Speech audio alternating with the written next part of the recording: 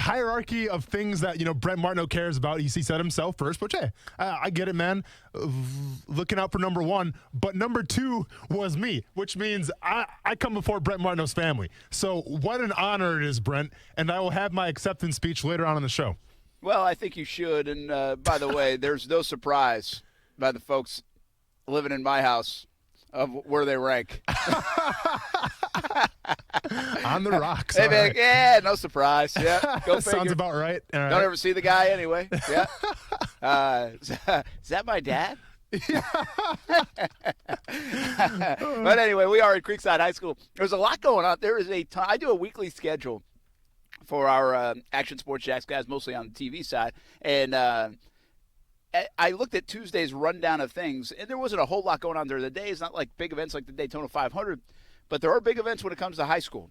And there are a ton of high schools in action. Baseball season starting up, softball season starting up, lacrosse season starting up. But all the winter sports are finishing up. And girls basketball and boys basketball are in the playoffs. Soccer is in the playoffs.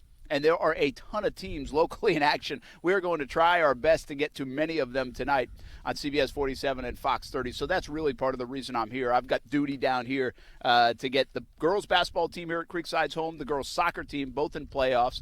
The softball team is home. I'm not sure we'll get that game. It's early in the season. This game here actually is a JV game that I'm selfishly don't mind watching because Ty played for with a bunch of these guys.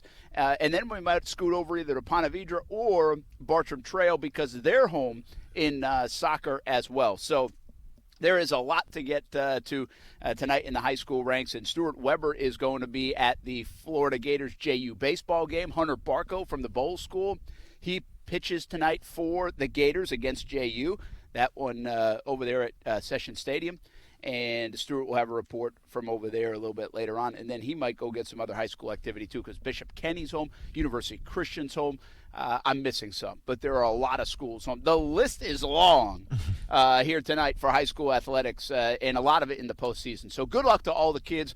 Good luck to all the different schools, and hopefully they continue to wave the banner of Northeast Florida loud and proud. But that's part of the reason here tonight. It's more of a convenience thing for me from a TV standpoint, and sometimes that happens here on Action Sports Jacks on ESPN 690. Of course, hey, man, the big story, the Daytona 500.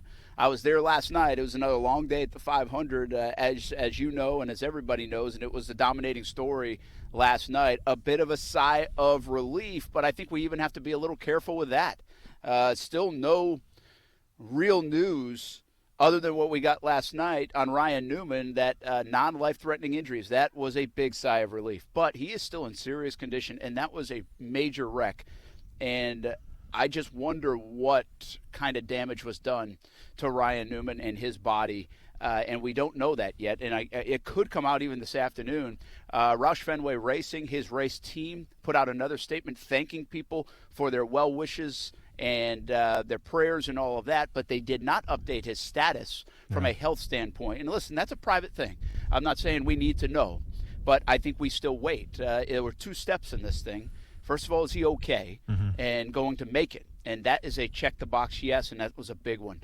But there is still, I think, a lot of concern about Ryan Newman and his health, as there should be. That was a major wreck. And, man, I've been doing this for 20 years. I have never experienced anything like that feeling after the race in Victory Lane. I was not at the 2001 Daytona 500. I was working in Providence, Rhode Island for Dale Earnhardt's passing on the track, and I can only imagine what it was like. But we got a little bit of a taste of that for a couple hours last night. There were 2.5 hours that nobody knew what was going on, and I would be disingenuous if I said people were not talking about and feeling like the worst might have happened to Ryan Newman. Yeah, I mean, and obviously I wasn't there, Brent, but you were. So, you can kind of attest to this a little bit just from the crowd reactions. And it's kind of a crazy thing, right? Because you think of the Daytona 500, it's like the Super Bowl for NASCAR, and then they announce a winner and there should be celebration and everything. But, like, as far as, the race ending, I almost felt like, at least the way it came over on the broadcast, it was like a sense of melancholy. Because there was the uncertainty and there was the unknown.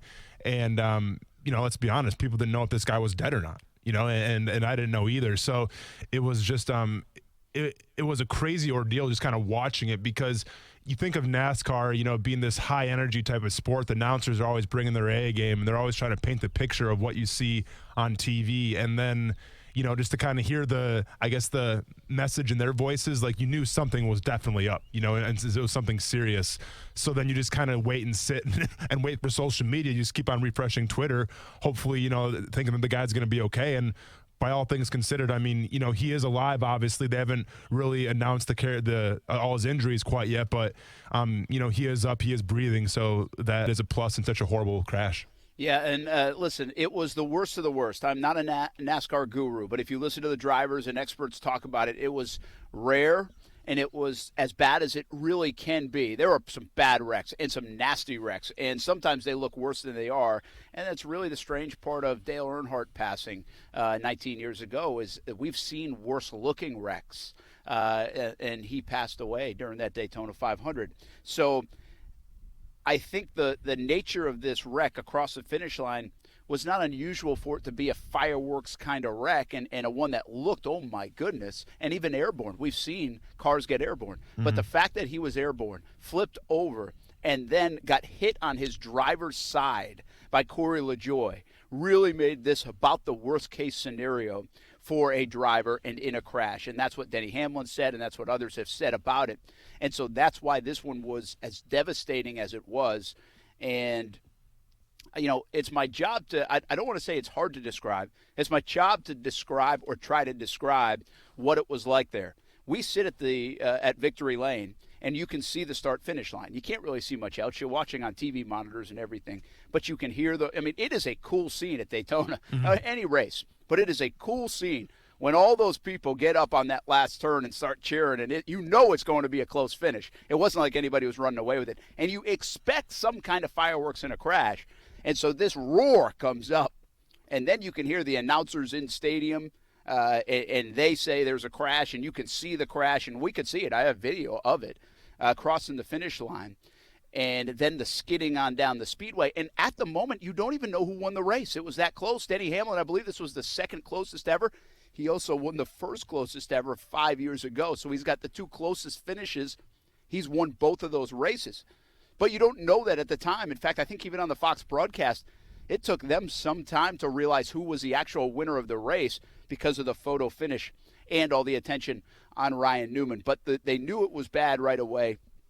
And so you hear the gasp, and the loud roars go to silence and curiosity. But we see so many of these guys walk away from these wrecks that the celebration ensues. The celebration continues. Mm-hmm. And so the immediate is donuts and the pit crew's all excited. They just won the Daytona 500. And I'll have more on that part a little bit later, but I thought people got a little bit aggressive in hammering Denny Hamlin and company about that. They just won the Daytona 500. I know. Yes. Yeah. And so, but what was interesting to me, what happens next in about the next few minutes, they go to Victory Lane. And this is where I noticed the big difference. Victory Lane is usually, and Victory Lane had a good amount of people in it. But Victory Lane is buzzing, and the confetti's getting ready to go, and everybody's filling in and hustling in and running in. Well, Austin, people weren't running in. They weren't hustling in. There were several vacancies, if you will, in Victory Lane. I mean, there were bald spots in the crowd of Victory Lane. There was plenty of room for 50 to 100 more people. That is very unusual around the winner of the Daytona 500, and really probably the winner anywhere in a NASCAR race. So that was the first red flag that, there's a lot of attention being paid to what's going on with Ryan Newman right now. And then you see the NASCAR officials, and you know some of them. Chip Weil, the Daytona International Speedway president, other NASCAR officials that you see around the track, and they're all on their phones. And some are on two phones at the same time. And there's whispers, and there's just this quiet nature in Victory Lane that was so eerie, and it just didn't feel right.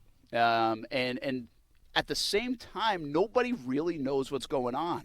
That's when Denny Hamlin and Joe Gibbs, and they realized that, whoa, this thing was really bad. And Joe Gibbs talked about it later. He said, listen, we see a lot of wrecks, and guys, wrecks are part of it. But we didn't realize the severity of this one until we actually kind of got in here. And despite that, nobody really knows how to react. Everybody's concerned for Ryan Newman. Fox broadcast goes off the air. Nobody's saying much. There's ambulances and officials, and they're trying to extricate him from the vehicle. And meanwhile, here in Victory Lane, there is confetti going off. There is finally that interview that takes place in Victory Lane. There is Denny Hamlin coming out of the car and being celebratory because he won the Daytona 500. But amidst this, nobody really knows what's going on. And you could also tell that Denny Hamlin and NASCAR was kind of thinking to themselves at the same time, how much should we celebrate this right now? Like, what do we do? And you could visibly see that. And it's the best way I could describe it. That did not leave Victory Lane, by the way. The only time that the mood changed after the race, and the race ended, maybe sometime around 7:15, 7:30, I think. But the only time the mood changed was around 10 o'clock. And at 10 o'clock, we got word that NASCAR officials were coming into the press area, and they were going to deliver a statement of some kind. We did not have any idea at that time. Usually you'll hear rumors, even though you don't want to report it, of what was going on. And we had not. We had no idea if they were coming in to say Ryan Newman was dead, or what they did say, which was non-life-threatening injuries but serious condition, and that statement. And then you could kind of feel like a sigh of relief, at least in that room and around the track. And I think it was after that even Denny Hamlin and his team went out to the start-finish line and took pictures and did things like that. So this was a couple hours later. Again, Daytona 500, winning the Daytona 500 it's the pinnacle, man. It's the pinnacle of this sport. And can you imagine a situation where the Super Bowl winner isn't celebrating on the field because something else is going on at the other end of the field? And I guess that's the best way I can describe it. It was unlike anything I've ever experienced. I have covered high school games and football games where there's that pause, because people are concerned about a kid that got knocked out, or maybe there's a neck injury, and those, you can feel that. But this was totally different because I've seen the jubilation before. And it was unbelievable. But again, thoughts with Ryan Newman, and we await more word, and hopefully we get some more word during the show by 6 o'clock. But I think a lot of people are still thinking about him. At the same time, there at least is, at least he did not lose his life on the track. Well, and you mentioned Dale Earnhardt, and I remember because, I used to be a huge NASCAR fan, and obviously I was a Jeff Gordon fan. I've talked about it before on the show, but you had to respect Dale Earnhardt, man. He's one of the OGs of racing, and I distinctly remember being in 6th grade, going to Texas Motor Speedway and watching that race in person. Earnhardt, he rolls out with, I think, the first couple hundred, I think it was the first 100 laps, he gets in a crash, goes to the pits, and comes back with no bumper, no front anything. It looked like he was racing a hot rod. His car was discombobulated, but he's still racing. It was just insane. And that was the thing with Dale Earnhardt, the Intimidator. It's no matter what, the guy's going to find a way to keep on racing. And then I remember being in 8th grade, watching the Daytona 500, and it's the last lap. Earnhardt goes into the wall. And I honestly didn't think it was that big a deal, and at the time I was all about the crashes, I think everybody was. I think crashes are still a big part of racing, obviously. People love to see them. I obviously hope everyone's okay, but crashes are a part of the sport. So I see the Dale Earnhardt crash, and, they get out the ambulances, and I'm like, man, he's okay. And literally it was the last lap. So I got up. I'm like, all right, well, it is what it is. And I go play with my friends outside or whatever like that. And then I come back in a couple hours later, and, I'm with my stepdad, who's a diehard NASCAR fan. And I can just see him kind of look dejected. I'm like, what's going on? He's like, Dale Earnhardt, passed away. So just seeing that crash and Dale Earnhardt, being the Intimidator and just being this guy that was almost godlike, crash on something that didn't look that serious. I mean, I'll be honest, Brent, when I was watching that race last night and then I saw that crash take place with Ryan Newman, I saw it, and my son was by me. I'm like, dude, we don't need to watch this right now. Let's just turn something else on, because I didn't want to have that conversation with my son. It's just, and I get crashing is part of racing and everything like that, man. But I'll be honest with you, man. Seeing Ryan Newman fly through the air like that and then get hit on his driver's side door, I was expecting the worst, to tell you the truth. Yeah, and I think a lot of people were. And I guess that's kind of the scene I was trying to paint, but a big sigh of relief in NASCAR.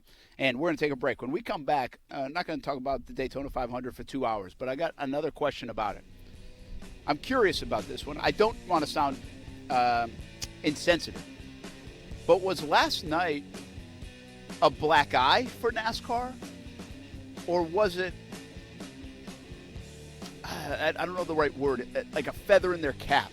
How far they've come from a safety standpoint to allow Ryan Newman to survive a crash like that.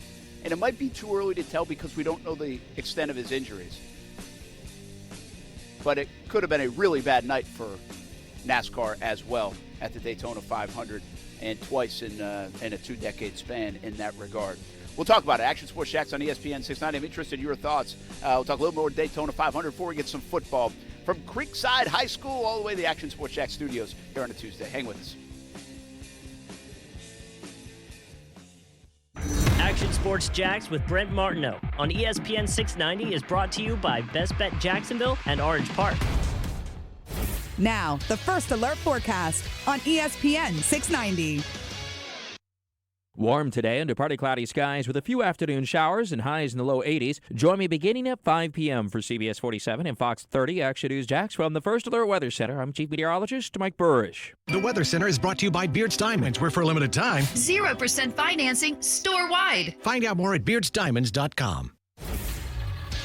ESPN 690 Sports Center Update. I'm Jake Mitchell. The Daytona 500 finished last night with several accidents, the worst and most serious on the last lap. Ryan Newman was finishing the race. An incidental contact caused this horrific crash, after which Denny Hamlin took the checkered flag. Ryan Newman is still hospitalized at this time. Here's winner of the race, Denny Hamlin. Ryan is a guy that's been in the sport a really long time. We worked so well together. That's just really how we got the lead, was working with Ryan. At Talladega with this package last year, we linked up on the final lap. Nearly got him, pushed him to a victory there. But obviously, no matter what, he takes precedence over everything going on right now. In NFL news, looks like Drew Brees is going to stick it out with the Saints. No word on what that means for backup QBs Teddy Bridgewater or Taysom Hill. Stay connected with ESPN 690 while you're at work by listening on ESPN690.com. The best kept secret in tires is TireOutlet.com. Tire Outlet offers wholesale prices, premium service, and TireOutlet.com always has a safety-first focus with locations throughout the First Coast. There's no need to go anywhere else for tires and service. Men, are the effects of hypertension, diabetes, or prostate cancer preventing you from having a satisfying love life? In just one visit, the doctors at Prime Men's Medical Center can help you overcome ED or PE to regain your confidence and have you last longer in the bedroom. Name brand pills don't work for many men and can have serious side effects. The highly skilled physicians at Prime Men's Medical Center provide custom blended medications that are safe, effective, and work immediately, regardless of your medical history or age. You'll see results on your first visit, guaranteed, or your consultation is free. So, if you have problems in the bedroom, call now for a private consultation. One call, one visit, one simple solution to regain your love life. Call Prime Men's Medical Center now at 904-206-8105. 904-206-8105. That's 904-206-8105. A family dinner, a birthday party, or maybe it's lunch. Make Rena's Pizza part of your plans. Want a fresh one? Rena's has fresh ingredients and fresh food throughout the menu. And the pizza is so good. Hey, everyone, this is Brent Martineau. We love bringing the show to Rena's Pizza. Find your way to Rena's Pizza. Rena's has you covered with 5 locations in Northeast Florida: Marsh Landing, Bay Meadows, Argyle Forest, San Jose, and Neptune Beach. Rena's Pizza. Say hello to your new secret advertising weapon, your own branded mobile phone number. StarStar Mobile provisions vanity mobile numbers prefixed by ***, providing audiences an easy way to reach your business. Give it a try now by dialing ** from your mobile phone. That's ** Mobile. When prospective customers see your offline or online ad and they dial your branded ** mobile number, ** Mobile helps to convert them through text, voice, and online communications. Give it a try now by dialing ** Mobile from your mobile phone. That's ** Mobile. It's happening, people. Our friends at Arlington Toyota are getting a brand new state-of-the-art showroom. And that means the old stuff is coming down, and so are Arlington's prices. I'm talking up to 50% less on remaining 2019s and even 2020 models. How about a 2020 Toyota Corolla? It's not $18,095. Now it's only $14,991. That's $14,991 for a pre-owned 2020 Toyota Corolla at Arlington. And if you've got to have a 2019 Toyota RAV4, it's not $24,195. No. Now it's $21,581. Just $21,581 for a pre-owned 2019 Toyota RAV4 at Arlington. Plus, you get the Arlington Toyota $5,000 Advantage Club, which includes a lifetime warranty with unlimited time and miles with your purchase. Construction is underway and prices are coming down at Arlington Toyota. So get in today and pay up to 50% less on remaining 2019s and even 2020s. 10939 Atlantic Boulevard and online at arlingtontoyota.com. Visit arlingtontoyota.com/construction sale for offer details. It's the home of the Action Sports Jacks Dream 18, and it can be your home course as well. The golf club at Southampton in North St. Johns County, located off County Road 210, family owned and operated, and a fun course to play. The golf club at Southampton offers club membership programs starting at just $79. With its elite practice facility and player-friendly golf course design, it will be your gateway to a great time with the family or with your buddies. Become a member in 2020. For more information, call the golf club at Southampton at 904-287-PLAY. Hey, boss, have you heard? More dirt about the Ding Dong Doorbell Company. Uh-oh, what is it now? Get this. Some software engineer for the parent company has called for the immediate and permanent shutdown of the company because of privacy issues. Whoa, this is huge. Yeah, you just can't keep track of all the hacking stories. Oh, and they just fired employees for spying on customers. You realize this is bad news for us crooks, right? What do you mean, boss? Think about it. When these Ding Dong Doorbell customers finally get fed up, they could end up going to Safe Touch. Oh, no. Yeah. Once folks compare the cheap, unreliable, and vulnerable DIY system to a Safe Touch system, then we've lost them forever. Boss, we gotta hope this Ding Dong Doorbell Company stops messing up. Exactly. Because we gotta stick to the Crooks Are Us motto. Stay away from Safe Touch houses. Crooks know to stay away from Safe Touch houses. Hi, I'm Lester Jackson, president of Safe Touch Security Systems. No one beats our technology or our price. Call Safe Touch today at 888-723-8682 or go to safetouch.com. State license number EF233. Almost half of the season, Gardner Minshew has won Rookie of the Week. To me, that means something. I think Gardner Minshew should be Offensive Rookie of the Year. I don't think he's going to be that. Action Sports Jacks with Brent Martineau. Weekdays from 3 to 6 p.m. on ESPN 690. Brent Martineau. You see him every day on CBS 47, Fox 30. Action Sports Jacks. Austin Lane. He's a former Jag star and current MMA fighter. Broadcasting live from the Anna Jar and Levine studio. This is Action Sports Jacks on ESPN 690 and ESPN690.com. It's a weird balance of, excitement and happiness for yourself, but obviously someone's health and their family is, bigger than any win in any sport. So, we're just hoping for the best. Well, that's Denny Hamlin, and Denny Hamlin is a subplot to what happened yesterday at the Daytona 500. And it's too bad in that regard because Denny Hamlin made history, becomes the fourth driver to ever go back-to-back, the first to do it in 25 years. Ever since I came to Jacksonville, started covering the Daytona 500, we say this about 5 times during Speed Weeks. Nobody has gone back-to-back since Sterling Marlin in 1994, 1995. Well, Denny Hamlin did that. And by the way, he's now won 3 out of the last 5 Daytona 500s. And that is remarkable because there is so much luck involved and good racing to win the Daytona 500. But it is somewhat of an afterthought. I think it will go down in history. It will be remembered. All those things in terms of context, and even he said it. It will sink in and we'll celebrate it when the time is right. But they had the right tone yesterday, Victory Lane, in talking to the media. They absolutely did because they knew the number one priority was the health and safety of Ryan Newman. Again, we've been talking about this a little bit. I just asked the question, though, because I think this is what hit us. Stuart Weber was there with me at Daytona International Speedway, and he's gone to races for a long time. He loves NASCAR, knows a heck of a lot more about NASCAR than me, so he's joined us right now at Action Sports Jacks on ESPN 690. But we were talking about this a little bit after the race, and especially once we got word that Ryan Newman did not have life-threatening injuries. While last night could have been tragic for NASCAR, much like 2001 with Dale Earnhardt Sr., was it almost an achievement of sorts, or that's not the right word, but impressive to see how far they've come in the safety advances in the car, to what they do to make drivers safe in the car. Jeff Gordon referred to it during the telecast, and I think it's remarkable that you can look at the crash of Ryan Newman. You can watch what happened for hundreds and hundreds of feet on that speedway, going 200 miles an hour. We have to remind ourselves those cars are going 200 miles an hour. And the fact you look at his car that they extricated him from, and he survived. Now, there's a sensitivity to this because we don't know the extent of his injuries, and they still could be very bad.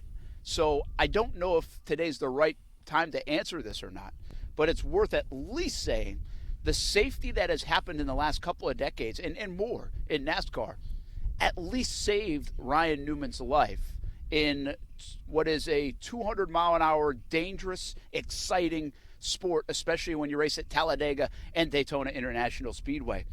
I don't know how you feel about it, Austin, but again, it went from tragedy to survival, and I think NASCAR, with all their work they've done to make those cars safer, deserves some credit for that. I mean, yeah, there's something to be said for when a guy can go flying through the air like that, get hit on the driver's side door, and live to at least, tell the tale. There is something to be said for that. We're joined by Stuart Weber right now, Action Sports Jax, who, is kind of our residential NASCAR buff. So I think you'd probably be the guy to ask that question to.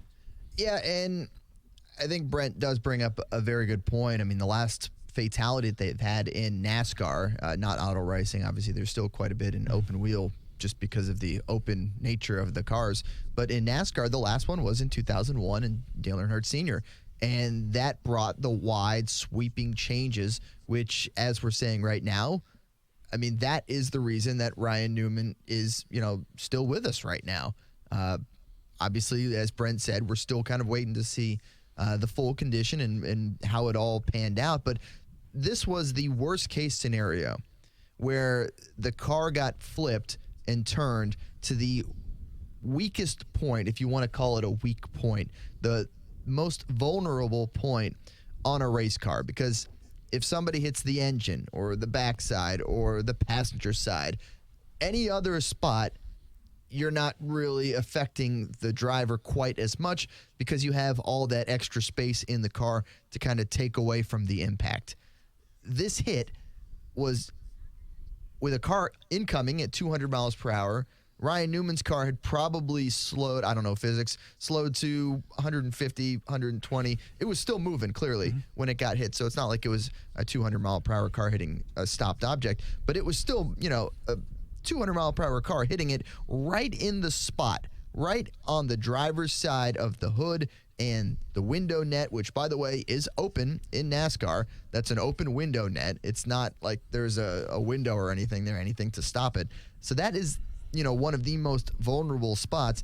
And when you consider that the roll cage, from what we can tell, held up and was able to provide enough support for a driver who, Ryan Newman, by the way, one of the biggest NASCAR drivers. Yeah.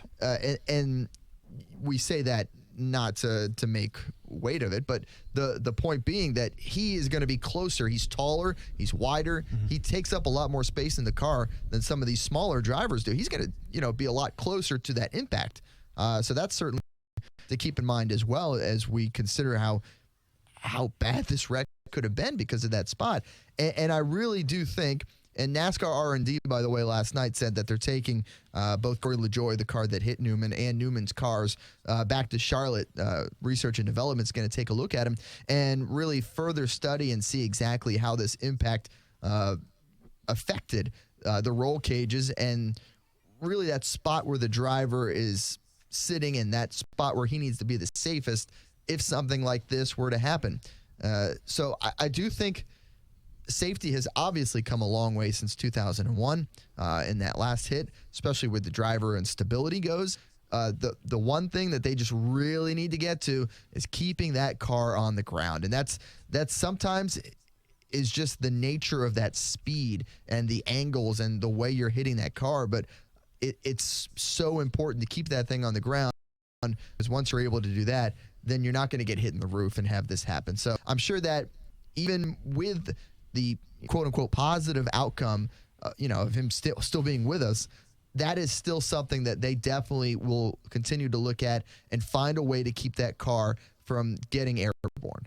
Brent Martineau, Austin Lane, Stuart Weber talking about Daytona and the safety measures at Daytona. Remember, when Dale Earnhardt Sr. died, the big buzz phrase was the Hans device. Yeah. Right, Stuart? Yeah. That was around the neck area and the protection of the neck and the whiplash. And that was kind of the buzz for the next few years. Well, NASCAR has taken that and made this car about as safe as possible. You know what's interesting is I'm not saying guys don't get banged up and hurt and broken bones. We saw that with Kyle Busch a couple years ago in Daytona. Yes, but so many times they don't, Stuart. Yeah. Oh, yeah. So many times you see these wrecks and they just walk away and they get back in the car tomorrow. I mean, this is, I think there are going to be some extensive injuries to Ryan Newman. That's the way this sounds. That's the way this is shaping up. But we see some of these horrific crashes, and they literally walk away from the race once they get out of the car, and then get back in a car a couple of days later. I wonder if this one gives anybody pause. Over the years, and you've been to Daytona a lot, Stuart, but over the years, Daytona and restrictor plate racing and 200 miles an hour and the nature of the finishes of these kind of events, Talladega and Daytona, it has been criticized. There are some folks on social media say, I'm not watching a race anymore. I'm not watching that. I don't want to watch people die or come close to dying. That's too much. So there is this fine line between danger and excitement, but that's the risk they run. They know when they get into the vehicle. Where do you think it is in terms of, will there be an outcry at all about just how aggressive this racing is, this style of racing, and the crashes it obviously creates year in, year out? Yeah, it's certainly going to be curious to see how that goes. And it's kind of the nature of the beast we keep saying with Daytona, the fact that, yes, they're going 200 miles per hour because, it's the second biggest track in NASCAR. It's 2.5-mile tri-oval. So you have, obviously, your foot's on the floor the entire time you're racing, and you're going to go 200 miles per hour. That's just the way the engines are and the way the cars are right now. And so that's going to lead the pack to being tighter and to having the drafting and to having cars make runs. It's just a question of what they're able to do with those runs. Do you maybe say, okay, let's keep the cars how they are, let's keep the speeds how they are, but let's ban the bump drafting, let's ban the blocking maybe. Let's find a way to prevent these contacts from happening that are causing the cars to spin. I mean, it was on a much lesser case, but early in the race, you saw that with William Byron. He was the first one out of the race, and he got the slightest of, tap at a weird angle from Ricky Stenhouse Jr., and off his car went flying to the inside. Now, if his car goes flying to the outside, then who knows? You have the same possibility of it happening, what you just saw with Ryan Newman, where it goes in, maybe it turns up, and then it goes into the whole crowd of cars, and you get the big one. That's how the big one happens. It's not by a car like William Byron going to the infield. It's a car going outside, kind of like Logano did on his big wreck late in the race, where no one has anywhere to go, and you're just going to hit whatever's in front of you, and then it's kind of just hold on and worry about it later. But you look at some of the other sports that deal with high speed, like Formula One and IndyCar racing, the open wheel guys, they are a lot more regulated when it comes to the racing and how they're able to interact their car with the other cars. Like the bump, there's no bumping, there's none of the things that really make NASCAR what it is and the excitement. I mean, rubbing is racing, right? That's what you hear in Days of Thunder. That's the excitement. And while that's all fine and good on short tracks, like if you're at Bristol, I mean, that's great. You're going to have a beat up car. You're going to, maybe at Darlington, you're going to get the old Darlington stripe on the side of your car because somebody put you into the wall. That the short track racing, it's great. But when you're talking about these really high speeds and everyone's at full throttle the entire time, unless you're in the back and picking up off the draft, well, then you're talking about maybe they shouldn't be making this contact with each other. Maybe they shouldn't be drafting the way they are with the bumping on the back. And that kind of became a problem when they did the tandem racing. I know I'm getting really deep into NASCAR for folks. It was boring, though. Hey, it was boring. It was because you get two car packs just pushing each other, and it would be like, okay, well, what are they going to do now? Yeah, and you couldn't. There was no entertainment value to it. You didn't know if there would be wrecks. You didn't know if there'd be. It was just like, hey, two cars get together. It's a good team. See you later. It felt that way. And this sounds super insensitive to me for it, but this is what NASCAR wrestles with. Right. They wrestle with just like the start time the last couple of days. Everybody said, well, logically, started at noon or 1. Well, you know what? Ratings say started a couple hours later and finish in prime time. So you could have said the same thing yesterday. More people were watching because it finished last night around 7 o'clock than if they had started that thing at noon on a Monday and finished around 2:30 or 3 o'clock. So they wrestle with that just like they wrestle with the risk, the danger, the excitement. and they want to push that right up to the edge. And these guys have signed up for it. They have sometimes complained about it. But, Austin, it's like if you – let's take away the injuries to Ryan Newman, because that crash or a crash similar to that could happen at any race at Daytona, and we're talking about it. Just as much we talk about the Hamlin win, we're saying, wow, did you see that wreck? Did you see that? And he walked away from it. Now, this one does have a little bit different feel because of the serious nature of Ryan Newman's injuries. But my point being, NASCAR wants you talking about the wrecks. NASCAR wants me saying Austin on a Monday morning or a Tuesday morning in this instance and saying, hey, man, did you see that wreck at the finish? Yeah. Right? Mm-hmm. So that's the balance. The balance that it's no different in that sense from football. Football, they want to keep everybody safe, but they also want a violent sport that's entertaining. So it's a fine line. It's reality. I mean, I agree with it, but it's reality. It is reality, Brent, but I think in terms of football, though, I think they geared it more towards going away from the big hits and focus more on scoring. Well, you're right about that. The passing has changed that to a degree. And that's as opposed to NASCAR, man, where, like a casual fan like me, I mean, yeah, and listen, I don't watch a lot of it, but I think fans do for the crashes. They do cheer for the, just like those close calls and things like that. That's what makes the sport so exciting. So far be it from me, to be like, well, they got to change this. They got to change this now because listen, man, like I'll be honest with you, I don't watch a lot of it, so I'm not going to be this casual outside observer to come in and be like, well, they got to change this now. But it was kind of interesting to see last night because obviously this whole story was trending on Twitter. Just how many people who don't really follow NASCAR, I would say, at least my friends that I saw tweeting about it or Facebooking about it, but they were concerned. They're offering their insights, they're offering their thoughts, and for that one moment, Brent, it was almost bigger than NASCAR. The entire world was talking about that crash. It was the story last night from 7 to 10 o'clock. The story. I don't know what other stories were happening worldwide, or I'm sorry, in the United States, and in real news world or weather or whatever else. But it was, in my opinion, the story, and transcended not only NASCAR but transcended sports. My mom called this morning and said, "Hey, were you there last night?" That's what happens on a night like last night, and that is a little bit of an outlier because again, this is a serious situation still with Ryan Newman. But the point being, the fireworks, the crashes Friday night in the trucks race, those are headline grabbers. Those are technically called highlights in that sport, which is a very dangerous thing. All right, one other note, by the way, about the Daytona 500. Maybe we'll revisit it a little bit later. You're more than welcome to jump in at 4362901. And I talked to some folks today on social media about this, and Stuart knows I've talked about this for many years. We have a very good NASCAR fan base here in Jacksonville. One of the best. So much so that we're usually top 5 for the Daytona 500 and the summer race, and really a lot of the races all year long in NASCAR.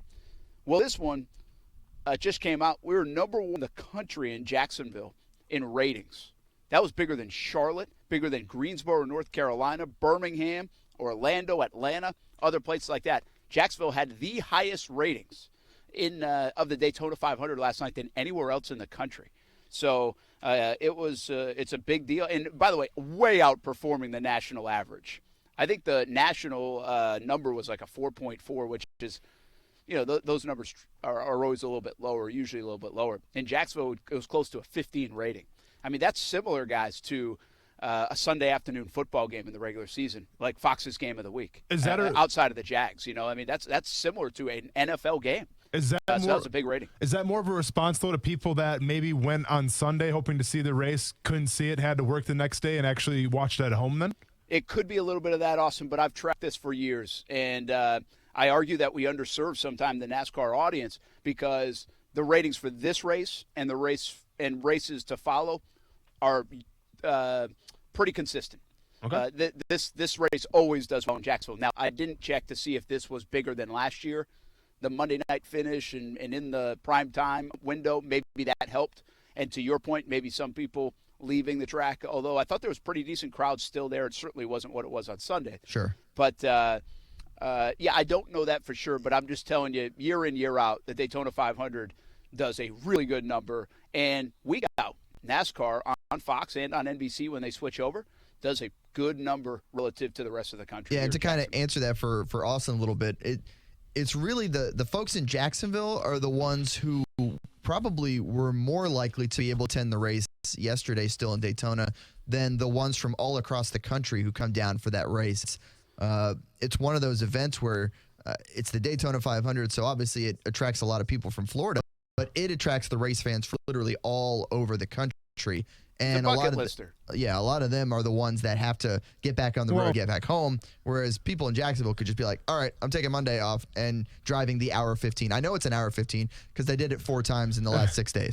I guess, man, but if I'm coming from like North Carolina, like Tennessee or something like that, even farther away, and I drive to Daytona expecting the race and it gets rained out, I'm calling into work the next day saying, hey, I'm just going to chill here an extra day, deal with it, you know? So I think some people would probably do that too. Yeah. Oh, yeah. I mean, it was, I'd say tentatively looking at the bleachers, 40 to 50% full, which is really good when you consider it's a rain out next day kind of deal. And shout out to whoever put in the multicolored seats because that's smart. Brilliant. Very smart. Brilliant. Because you can't tell when there's people sitting in or not. They should do it in Jacksonville.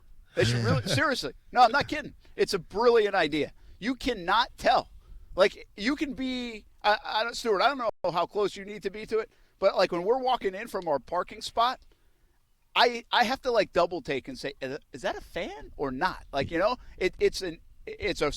was ingenious. Other than the best to start finish, which are turned into a checkered formation with black and white seats. Other than that, yeah, you couldn't tell. I mean, it looks like one big Lego. It's great. Build. Oh, yeah. I mean, that's what it looks like. Hey, Stuart, before we let you go, yes. High school all over the place tonight. We'll be everywhere, right? Oh, yeah. It's interesting because there's so many games tonight. There are 12 total playoff games across girls basketball and soccer. 11 of them are home games in our area. So 11 out of the 12 games are here at home. I'll give you a quick rundown of them. Girls basketball, you got Mainland at Creekside, Rickards at Middleburg, St. Augustine at Pine Forest, Ribault at Rain, playing for the fourth time this year. Yeah. And as many people in the area know, Ribault has the historically great girls basketball program, winning many state titles and heck national consideration as well. Rains has beat them all 3 times this year, so a good chance for Ribault to win the one that matters the postseason. We'll see how that goes tonight. Pensacola at Bishop Kenny, and then North Florida Educational Institute at University Christian. Those are the basketball games, and then soccer leans heavily towards our St. Johns County and private schools with Bartram Trail home, Creekside home, Ponte Vedra is home. They're hosting Stanton, so that's an all-local matchup. Bishop Kenny is home. Bowles is hosting Episcopal in another one of those all-local matchups. And St. John's Country Day, the national power, will play host to Maclay. So all those games coming up tonight. 7 o'clock starts. If you want to go support your local programs, your local teams, go check it out. If not, check out Action News Jacks tonight because we will be all over the place. Yes, that's why I'm here at Creekside High School. I'll pick up a couple games down in St. Johns County. By the way, in-show betting, Austin, Coos, I don't know if it could be real. I'm having a hard time paying attention because there are 2 queen bees that are like huge, and they are floating around me. So in-show betting, do I get stung or not? Well, first here of all, today? That's not possible. There won't be 2 queen bees by you. Only ever one. Yeah. Oh, is really? So you're a liar. Well, what was the other one? A king bee? I don't know, man. You tell me. I just saw 2 of them. Well, then they were probably they were not 2 queens. Yeah, there's probably 2 worker bees, queen 2 bee drones. Hive. Brent, I grew up on a bee farm, man. So you can't have 2 queens? No, the 2 queens cannot coexist with each other. All right, I'm going to get to the bottom of this. I'll take pictures. I just told you. Take some pictures, what more do you want me to say? All right. Bottom line is, do I get stung by a queen bee or not? That's the in-show betting line today. I don't think the queens sting. Yeah, if there's 2 of them, they're not queens. So. Hey, well, let's just establish right now they aren't queen bees. All right, the line is off. The line's off. Okay. I'll be back. We'll be back. We'll talk football next on ESPN690. Golick and Wingo. That's your first mistake is leaving read receipts on. Don't do that to yourself. Friends out there, reach out to the screen and receive this blessing right now. Turn your read receipts off and vice versa. You don't need that mental warfare in your life. Where are read receipts? I'm going to do the Men in Black thing right now. We're just going to completely erase what just happened there from your thought process. Read receipts aren't a real thing to you. Okay. And that goes for everyone listening. Cool. Remove it from your life. Golick and Wingo, weekdays at 6 Eastern on ESPN Radio and ESPN2. Zero Res can clean your carpets, upholstery, area rugs, tile, grout, granite countertops, and much more. And right now is the time to call Zero Res because they're offering the hottest price of the year. You get 3 rooms of carpet clean for only $99. Call Zero Res at 904-287-5727. Luxury begins at the door of Atlantic Infinity with your concierge, no-pressure customer experience. Only one Atlantic Infinity. Experience the wave of luxury in person at 10980 Atlantic Boulevard or at atlanticinfinity.com. Be bold, Jacksonville. Whether you need to be cold or hot, Bold City Heating and Air will help, like they did with my home. Hey, everyone, this is Brent Martineau. Bold City Heating and Air has a good reputation. Clean, professional, and honest AC service. Right now, there's a $49 winter maintenance special. Keep your AC running efficiently and lower electric bills. Your AC is your biggest monthly utility expense, so make sure it runs effectively. Be bold and call Bold City Heating and Air, 904-379-1648, or visit boldcityac.com. Tax problems can be extremely stressful and cause financial devastation. The tax attorneys at J. David Tax Law are right here in Jacksonville to be your personal advocate and resolve your IRS or state sales tax issues. J. David Tax Law focuses on your needs and case outcomes. Don't be fooled by these big out-of-town tax companies that only focus on getting you to sign up and pay without even working with an attorney. At J. David Tax Law, only highly experienced tax attorneys will represent you. Get the help you need with tax debt, payroll taxes, bank levies, wage garnishments, tax liens, and unfiled returns. If you have federal or state sales tax debt, have a sit-down with J. David Tax Law. Your first step is a no-cost consultation. Call J. David Tax Law at 904-507-4777, 904-507-4777. Peace of mind only a click or phone call away, 904-507-4777, or go to jdavidtaxlaw.com. Jacksonville Truck Center is here to help you get in the truck you deserve. When you need a fleet vehicle, Jacksonville Truck Center has the largest selection of pre-owned commercial vehicles, including cargo vans and work trucks. We're here to make it easy for you. There's commercial or personal financing available, even if you have bad credit. Don't spend your tax return money anywhere else. Visit the new Jacksonville Truck Center on Arlington Expressway next to the Southside Connector or online at jacksonvilletruckcenter.com. A family dinner, a birthday party, or maybe it's lunch. Make Renna's Pizza part of your plans. Want a fresh one? Renna's has fresh ingredients and fresh food throughout the menu. And oh, the pizza is so good. Hey, everyone, this is Brent Martineau. We love bringing the show to Renna's Pizza. Find your way to Renna's Pizza. Renna's has you covered with 5 locations in Northeast Florida: Marsh Landing, Bay Meadows, Argyle Forest, San Jose, and Net Beach. Renna's Pizza. Want a fresh? Hey, everybody, it's Brent Martineau from Action Sports Jacks. There's a good chance you have a smart speaker, so use it with the ESPN690. Stay up to date on the Jags and all things sports by telling Alexa or Google to play ESPN690. It's as easy as that. Make sure you listen weekdays 3 until 6 p.m. on ESPN690. I'm Kevin Rahm, and this is Action Sports Jacks.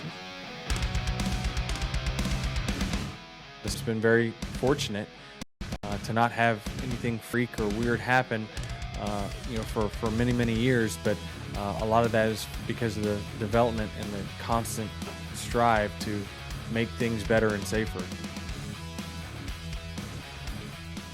That is Denny Hamlin talking about the crash last night involving Ryan Newman. That we are about to give an update on in just a moment. We also have a Yannick Ngakoue cryptic message once again. That's coming up. I'm not sure if this one's as cryptic. Oh, Brent, it's cryptic. Don't worry. Is it? Okay, Oh, yeah. You guys have seen it. I was trying to find it. So cryptic. Let me first, let me go to the Ryan Newman news. I just got this in. Bear with me. Hang on for 1 second. Here it is. Update on Roush Fenway racing driver Ryan Newman. They just issued this in the last 5 minutes. Ryan Newman remains under the care of doctors at Halifax Medical Center in Daytona Beach, Florida, which is like 100 yards from the track. He is awake and speaking with family and doctors. That's the big update. He is awake and speaking with family and doctors. Very good news, a positive update from Roush Fenway. Ryan and his family have expressed their appreciation for the concern and heartfelt messages from across the country. They are grateful for the unwavering support of the NASCAR community beyond. We will continue to provide information as it becomes available.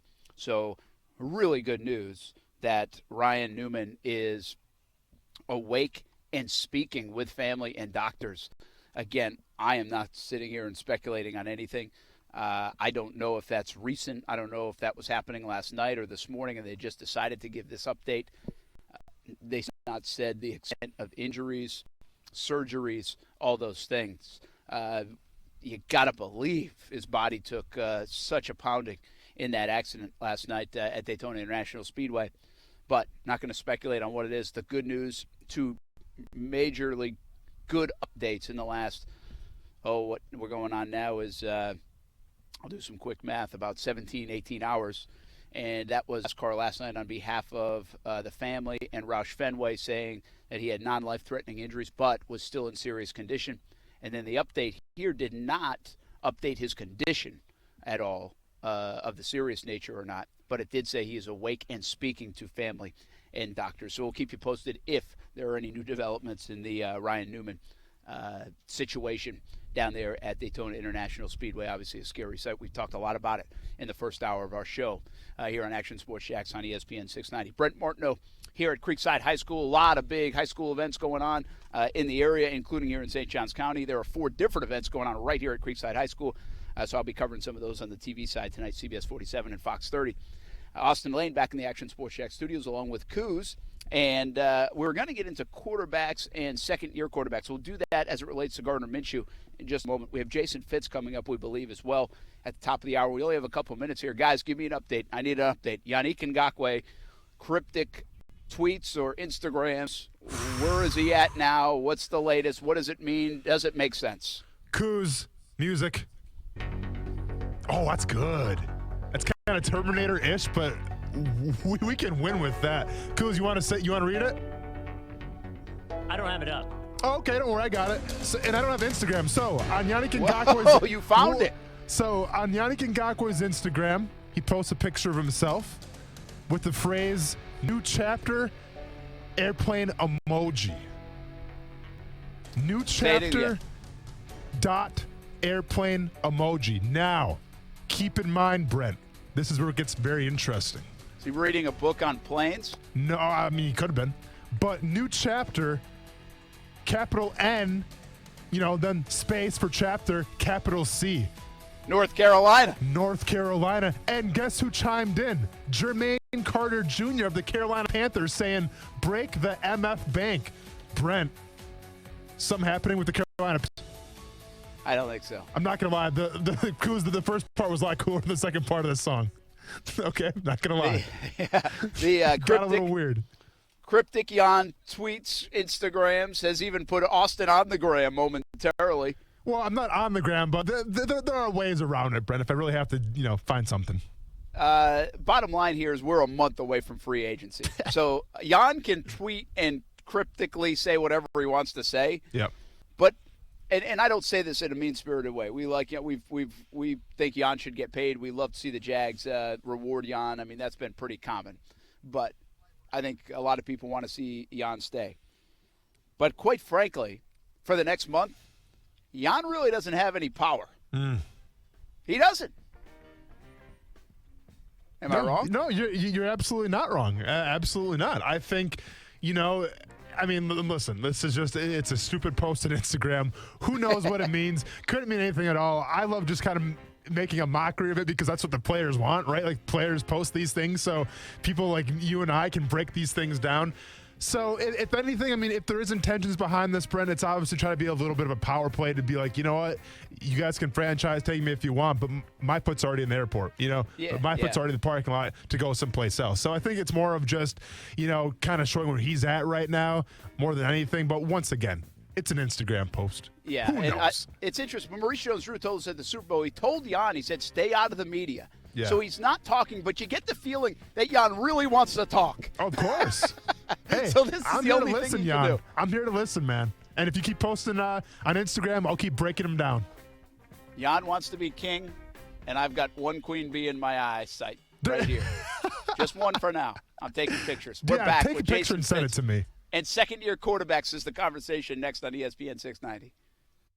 Hey, everybody, this is Brent Martineau. My family and I invested in a Connecticut system from CGC Water a while ago, and we're so glad we did. The team at CGC Water makes it so easy to get the best quality water running through my entire home and the best tasting drinking water right at my sink. Do yourselves a favor and start the new year off right. Find out how you can get a free Connecticut A200 RO this month by calling 904-694-2424. Make sure you tell them Brent sent you and visit cgcwater.com as well, your local authorized independent Connecticut dealer. Be bold, whether you want to be cold or hot. Bold City Heating and Air will help. Hey, everybody, this is Brent Martineau. I needed a new air conditioning system last summer and called the good folks at Bold City Heating and Air. It was worth the call. A competitive price, good communication, fantastic service. A new system is a big investment for your family. You want a good experience. My family had that at Bold City Heating and Air. You can too. They will help you design the perfect system for your home while staying within your budget. Be bold and give Bold City Heating and Air a call or visit boldcityac.com. It's time for some straight talk. You know what a full court press is in basketball, right? Full defensive coverage with no holes. Well, that's the kind of coverage you get with Straight Talk Wireless. It runs on America's best 4G LTE networks, same as the big carriers, but just for a lot less. Just $45 a month gets you the unlimited plan with 25 gigs of high-speed data, then 2G, saving you up to half the cost of the big carriers. No contract. Full court coverage, half the cost. Straight Talk Wireless. Everything for less. Savings may vary. See terms and conditions at straighttalk.com. Most ads interrupt your music with dialogue. This ad interrupts it with more music, and that's marginally better. Thanks, Giant Snickers Hole. The world is out of sorts. We need to fix it quicker. We're gonna fix the world by feeding it stickers. We're taking a huge role. It's a huge role. Dropping it right in your face. It's a dumb thing to do. So dumb if it works, we all win. I'm Christine Lisi. This just in. Driver Ryan Newman is awake and speaking with family and doctors as he remains under care of doctors at Halifax Medical Center in Daytona Beach. Newman involved in a horrific crash at yesterday's Daytona 500, listed in serious condition.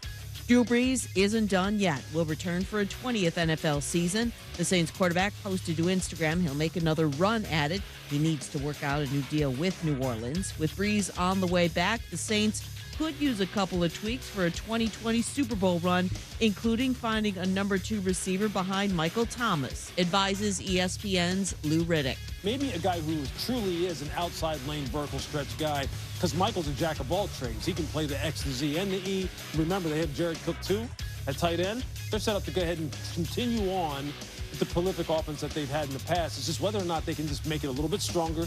Defense has to get a little bit better, maybe in the back end, have another corner really. Braves outfielder Nick Markakis, sounding off on the Astros sign-stealing scandal, told reporters every single Astro needs a beating.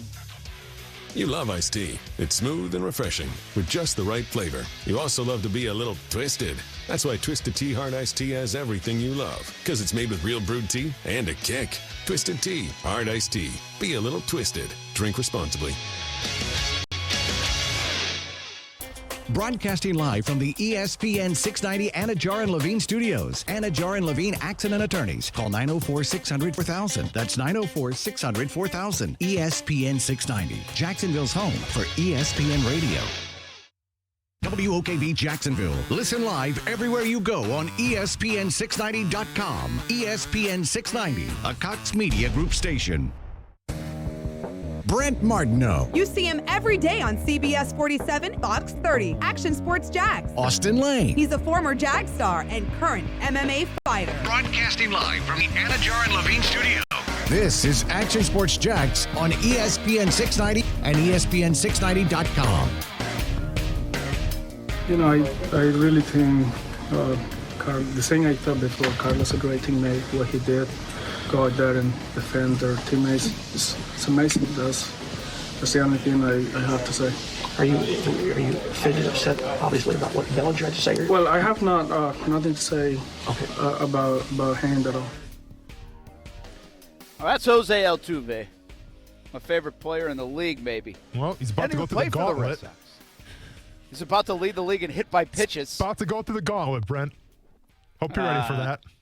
Yeah, I know it. I don't know how I feel about the whole thing, player to player. You know, I know how I feel about the whole thing in general. I don't like it, but I just don't know how this season is going to go. I'd love to see those guys play well and justify how good of players they are without this whole sign-stealing scandal that is important and no doubt, in my opinion, helped benefit them during that run and maybe even the last few years. Brent Martineau here at Creekside High School. Got a lot of high school events going on tonight. We'll have it for you on the TV side of things as well. This is the backdrop. Action Sports Jacks, Austin Lane in the studios in Jacksonville along with Coos. And right now in Bristol, Connecticut, probably at Mike Golick Jr.'s house, I would assume. That's kind of where he hangs out, I think. I don't know if you pay rent there or what, but we welcome in Jason Fitz. What's up, man? Hey, you know what? I actually made it to my own house today after a long day. I was like, you know what? There's a turning point here where I'm either going to end up at the office until 7 o'clock tonight, or I'm going to go home now and put my feet up while I talk to some people. So I'm lounging now, knowing that I made it through several weeks of double duty, and it feels good. That's awesome. Good to have you on, and thanks for joining us here on a Tuesday on Action Sports Jacks on ESPN 690. All right, I want to get to a few things, and Austin has a great topic of second-year quarterbacks, but quick hitters. One, the baseball sign stealing and where this has gone. It's not ending. It's elevating, escalating. What is your take on this, and will it be not covered up but go away a little bit once they throw the first pitch and the season actually begins? I can't say no loud enough to whether or not it'll go away. It's only going to get louder as the season goes on, because every single time the Astros visit a city for the first time, they'll be reminded by the local fans of what those fans think of them, and then ultimately all eyes will be on the Astros every single game as we try and figure out if there is and should there be and will there be retaliation. And my God, the first time a player is suspended for retaliating, right or wrong, the first time that player is suspended, and we all realize that that one player suspended for retaliation has been suspended more than the entire Astros team did for cheating their way to a World Series, there will be an uproar. So, no, I think this is going to lord over the Major League Baseball season for the majority of the year. Yeah, it'll be really interesting to see that, how long it does last, Austin. Well, exactly. And to be fair, Jason, is this going to actually help the ratings, as crazy as that sounds? Are people going to be tuning in those first couple of weeks to see the Astros kind of their comeuppance, if you will? Yeah, and I would have thought that was a crazy take a couple of weeks ago, and then somebody mentioned it the other day. One of our baseball people mentioned it the other day, said, hey, in a weird way, this could be a real benefit. And you're right. I mean, we're going to be watching more. We'll be talking about Major League Baseball more than we have in a generation, night in and night out, because of this. So, yeah, in a weird way, in a way that Rob Manfred probably didn't want, as everybody just goes for that piece of metal, it'll be done with more eyeballs. Jason Fitz with us from ESPN. Hey, Jason, you're my pulse on a national level compared to what we experience sometimes on a local level. So I'm going to do that on two different subjects here. First, NASCAR. Jacksonville, for the Daytona 500, the highest-rated market in the country. Big numbers. How big of a topic was the Daytona 500, the crash, and Hamlin's history-making win today on a national level? Well, I think the crash, obviously, and as tragic as it is, and I think I heard Christine Lisi give a health update there. You guys were coming back that, it looks like, things are getting better. The crash is what really made it the big conversation. And, that's strange. It's the right way it should be. I feel bad for Denny Hamlin, though, because it didn't really allow for there to be a conversation that he probably deserves for what he accomplished in winning the race. But, that's just where we are. I think nationally it garnered so much attention because it was a crash that, frankly, looked like something out of a movie, and you just don't even think it's real as you watch the replay of it. So incredibly lucky for the NASCAR community that tragedy was avoided. All right, my second topic for Jason Fitz, the temperature gauge, is Yannick Ngakoue. Yannick Ngakoue here in Jacksonville is a star. He's 24 years old, going to be 25. He's second in franchise history in sacks. And he's played 4 seasons for the Jacksonville Jaguars. The fans want Yannick Ngakoue back. They love Yannick Ngakoue. But he wants out. There are a lot of pass rushers on the market this year. I think from a national standpoint, Yannick has not got his due during his first 4 seasons in the NFL, partly because most people probably don't know even how to pronounce his name. So give me a temperature on Yannick Ngakoue as it relates to other pass rushers. He thinks he's a top 3 pass rusher in the league.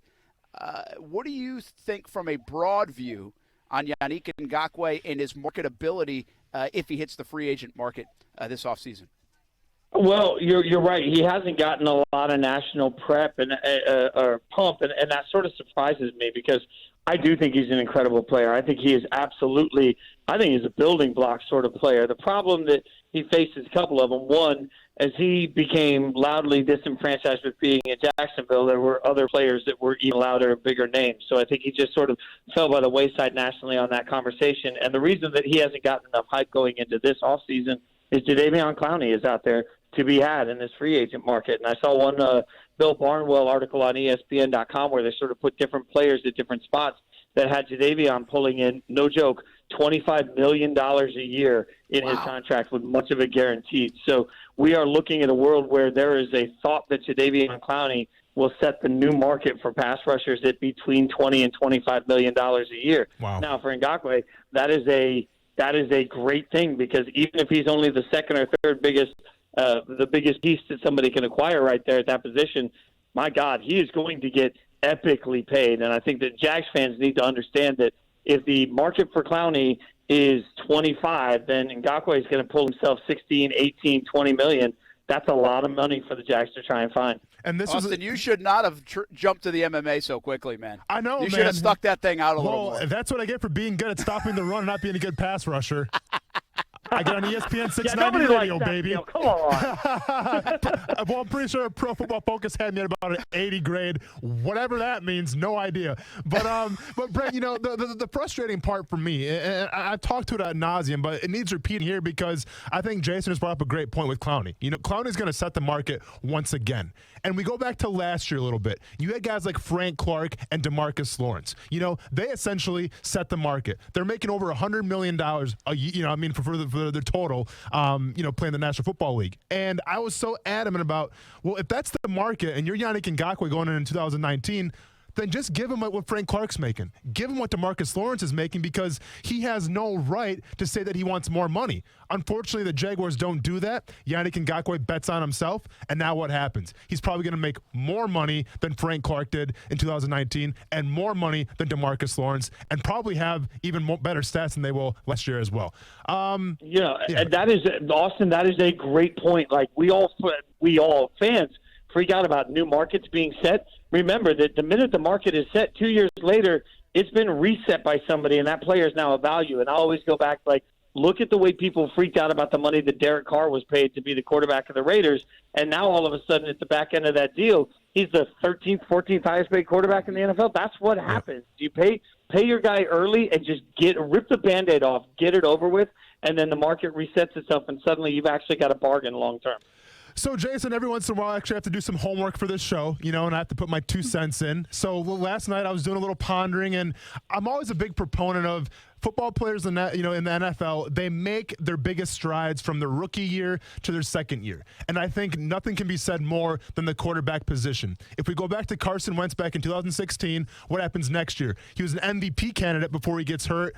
Eagles still go to the Super Bowl thanks to Nick Foles. 2017, here comes Mahomes. Sits behind Smith. He gets a little playing time his rookie year. Next season, what happens? Blows the doors off the league. And then this past season, Lamar Jackson, 2018 draft pick, you know, plays a little bit, plays sparingly during the regular season, comes in for the playoffs, you know, leads Baltimore, actually a pretty successful season, and now this season, he's like the new quarterback. He's the new it thing. So my point is, if we look at the history right now, the past couple years, it seems like every single year a quarterback makes that progression. He goes from that rookie guy to the second-year guy and just takes the league by storm.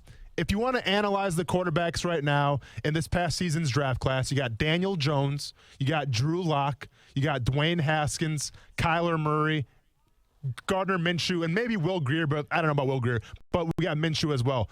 Out of that, those lists of quarterbacks right there, Jason, what quarterback can, you know, find the new echelon and be the real deal in season number 2? I guess I mean, that's a real reminder of what a lame quarterback class this was. I'm going to take Kyler Murray in that. I mean, we're talking about a world where we still haven't gotten any serious indication that Dwayne Haskins is believed in by the new coaching staff, to the point that some articles have said that if Alex Smith is healthy, he'll get a shot at getting that job. And that's just a stunning moment to me. I still think Daniel Jones is okay, not great.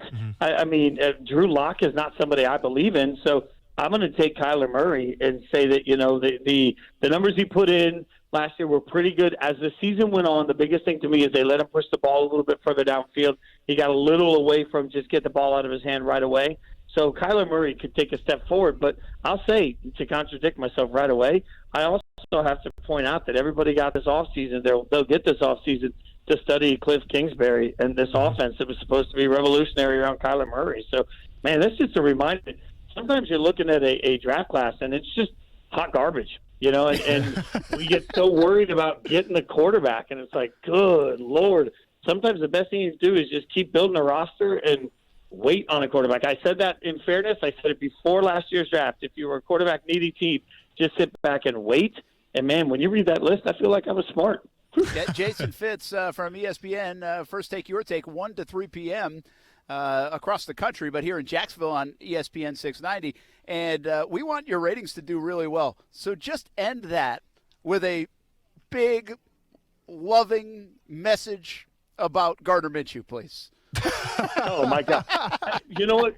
If anybody stands a chance, why not Gardner? I mean, he's going to get the playing time. Like, he's going to get the opportunity to go in and win the job. And at the end of the day, we've seen at the very least he's a sensation. At the very most, he's even more than that. So why not? Why not Gardner?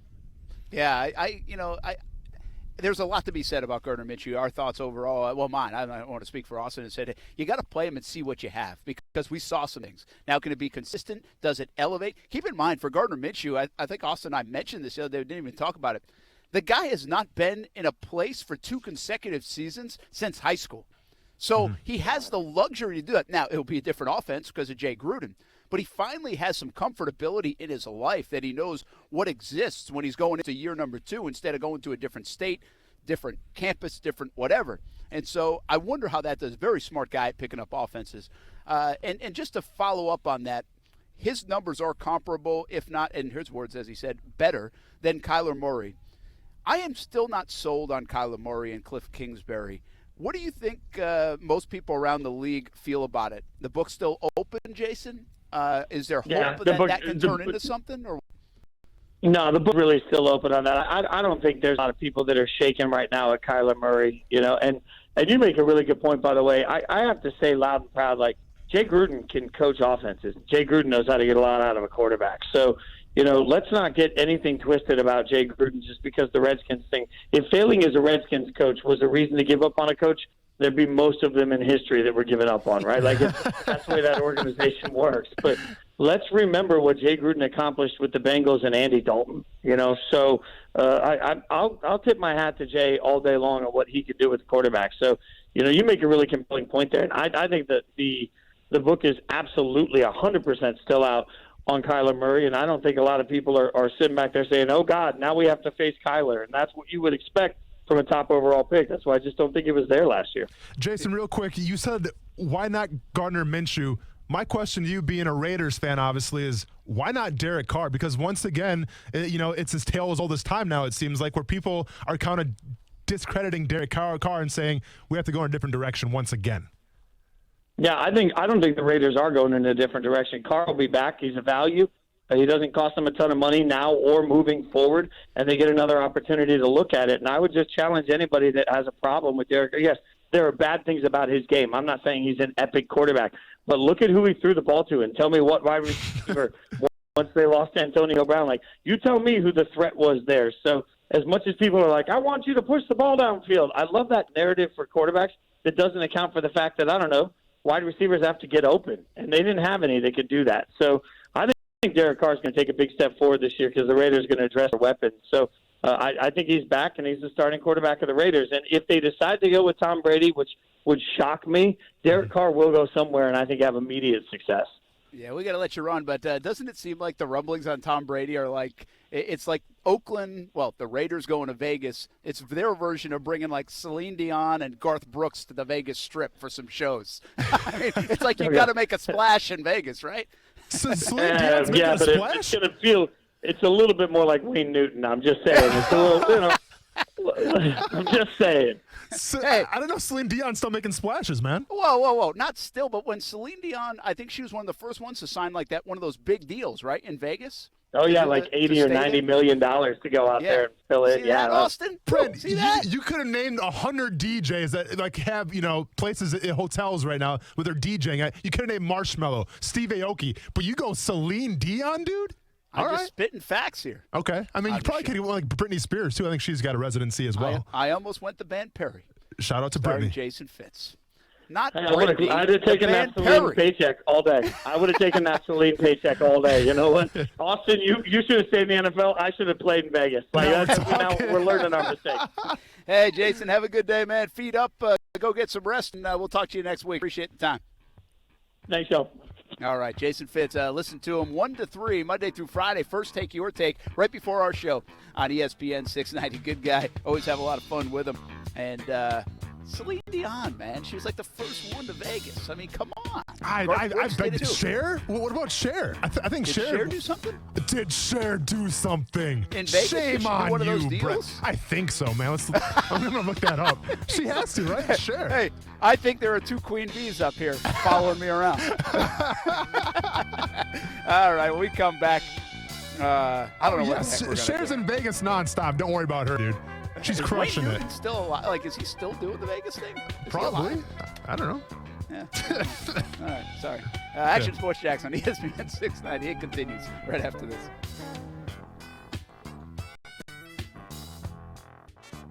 Action Sports Jacks with Brent Martineau on ESPN 690 is brought to you by Best Bet Jacksonville and Orange Park. Now, the First Alert forecast on ESPN 690. Partly cloudy today, a few afternoon showers and warm. We'll reach the low 80s, dropping tonight only into the low to mid 60s. Join me beginning at 5 p.m. for CBS 47 and Fox 30 Action News Jacks from the First Alert Weather Center. I'm Chief Meteorologist Mike Burrish. The Weather Center is brought to you by Beards Diamonds, where for a limited time, 0% financing store-wide. find out more at beardsdiamonds.com. Hey, boss, did you hear the latest about the Ding Dong Doorbell Company? Oh, no. Something that's going to send even more of their customers to Safe Touch, no doubt. Oh, yeah, this might be the final straw. You know about their smartphone app? Since I don't have a smartphone, no, I don't keep up with that stuff. Okay, Grandpa. Well, customers download this app on their phone so they can see who's at their front door and stuff. Yeah, I seen that. Well, turns out that the app comes with these hidden third-party trackers that harvest and share personal information from the customer's cell phone. Oh, yeah, that'll send folks to Safe Touch, all right. Especially when they find out that Safe Touch has encrypted technology and they don't invade your privacy. Every person that switches to Safe Touch is bad for us crooks. Because we gotta stick to the Crooks of Us motto, stay away from Safe Touch houses.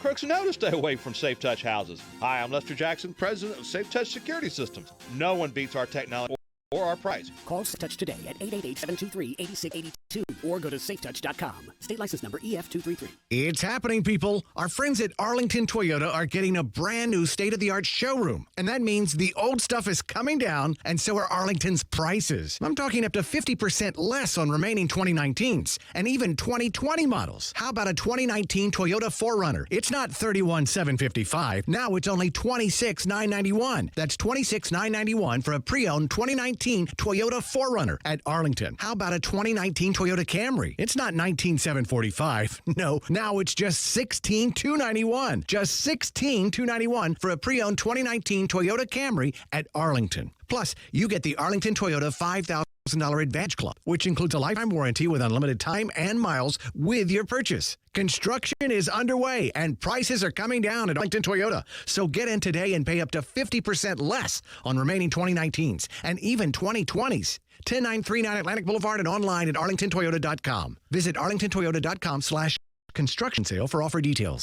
Jacksonville Truck Center is here to help you get in the truck you deserve. When you need a fleet vehicle, Jacksonville Truck Center has the largest selection of pre-owned commercial vehicles, including cargo vans and work trucks. We're here to make it easy for you. There's commercial or personal financing available, even if you have bad credit. Don't spend your tax return money anywhere else. Visit the new Jacksonville Truck Center on Arlington Expressway next to the Southside Connector or online at jacksonvilletruckcenter.com.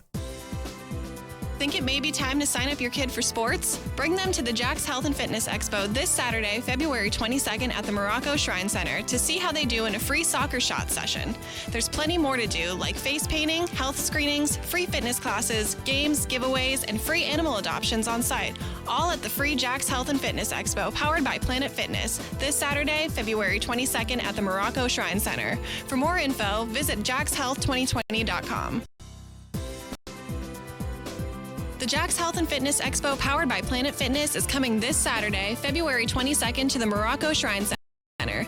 Get your fitness on track with free screenings, free fitness classes, advice from health and fitness pros like Dr. Raphael Foss of Lifetime Wellness, and find new ways to get your kids involved too. There's something for the whole family.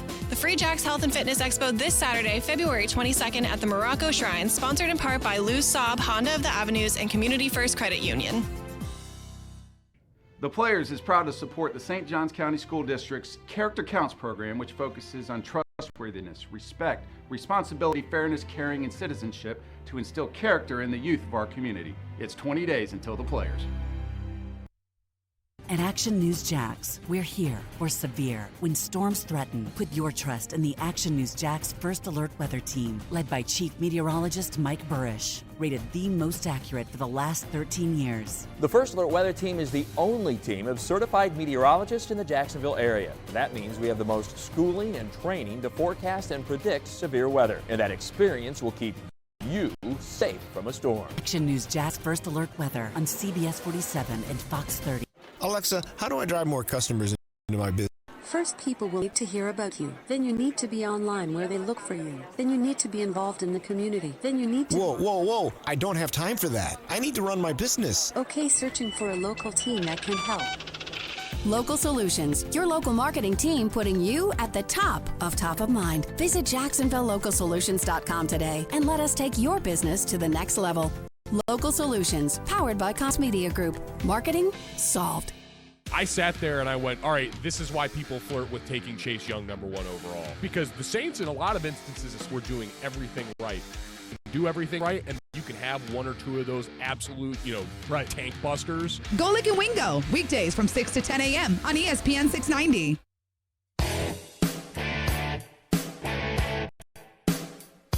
Hey, this is Dennis Anderson, the driver of Gravedigger Monster Truck, the baddest monster truck in the land. You're listening to Action Sports Jax on ESPN 690.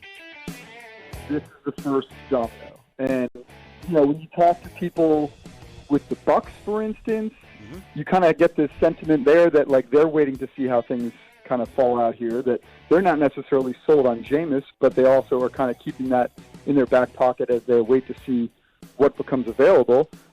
Same with Carolina. When they talk about Newton, it doesn't feel all that great of an endorsement there from Dave Tepper. So all of a sudden now, Drew Brees staying feels like it should feel like something that's maybe calms the waters. But instead, Teddy Bridgewater now much more likely to hit the free agent market and go somewhere else. That's interesting. That's Jeff Darlington from ESPN. Yeah, and I don't really think Drew Brees factored into the rest of the free agent quarterback waters very much. I understand the point being if he retired, then New Orleans might be in the market, whether it's keep Teddy Bridgewater or someone else. So, I guess, but I just he's a huge domino, as other folks might be. Tom Brady potentially, if the Raiders choose to do something and then Carr becomes available. The Cam Newton situation could be any of those. But we'll talk more about Drew Brees coming back. And Teddy Bridgewater, $30 million a year? What kind of world are we living in? What kind of world are we living in? I don't know about that. Brent Martineau here at Creekside High School. And Austin Lane back in the Action Sports Jax studios. What are you guys doing back there? Do you know your mics are on, by the way? Yeah. We got busted. Brent, it's in here right now. It is, the energy is... Is that because I'm at Creekside? Not in the studio, buddy. Is that because I'm at Creekside High School and you're mad that I'm not at Bartram? Well, there's that. You and I have our own bone to pick on that. But no, this is a heated battle. This is between Britney Spears and Christina Aguilera. Who you?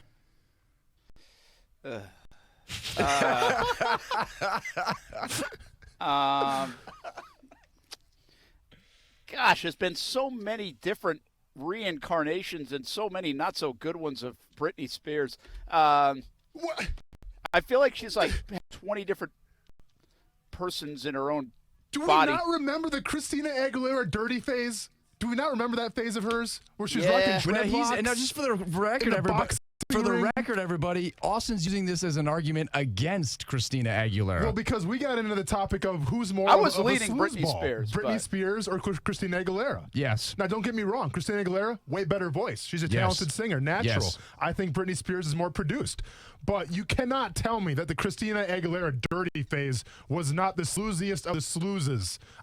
Is that a word, sleaze, by the way? I thought it was sleaze. No, Sleaze. Okay, Yeah, cool. yeah. I like that. Yep. Okay. That's good. That's slander? a powerful argument. But I'm going with Christina Aguilera. Staying firm on that. Yeah, I didn't mind either. But I would say back at that time, I would probably was more Britney Spears. There it is, Brent. Thank you very much. Wholesome family, man. Wow. That's what we need. Wholesome, yes. That's what we need. That's in what this I show. think of when I think of Britney Spears. Wholesome. Wholesome. Wholesome stuff, man. I love it, man. Oh gosh. I'm gonna go get stung by a bee. I can't believe I had to answer that question. Well, since we're on the topic, one more question for you, because this is the other debate: Celine Dion or Cher? No doubt, Celine Dion. There we go. 50%. You batted 50%. I got you, babe. 1 for 1. 1 for 2. Yeah. Whoa. Your palates are just trash, both of you. I'm so disappointed in you guys. Whatever. There's an elegance to Celine Dion. Yeah, that's exactly right. Again, powerful voice. Dude, Cher doesn't age though, Brent. Like the girls That's been doing it for like because the past she's had century. some serious 2 centuries. I'm sorry. help. Whoa. She doesn't age because she. Never mind. I'm Don't- going to stop. John, I'm stopping. Don't I'm make stopping. accusations we don't know, man. You don't know that. Yeah. Yes. right. Yes, I do. You don't know that. Yes, I do. This is going to Shame be on you, great. John. All right. Okay, John, hang around for a minute or two, all right? Because we'll get to what's coming up tonight. But right now, Rick Catlett, President and CEO of Gator Bowl Sports, is stopping in, and he's on the phone. Man. Because we got, I think, Florida and Florida State tickets go on sale today for the March 24th baseball game, which is always a huge crowd. So we're going to ask Rick about it. But before we get there, Rick, you are not prepared for this. You can back out of this question. But you are going to be asked the question. And these guys just asked me, Austin and John Bachman, they put me on the spot. Celine Dion or Cher? Say what, Brent?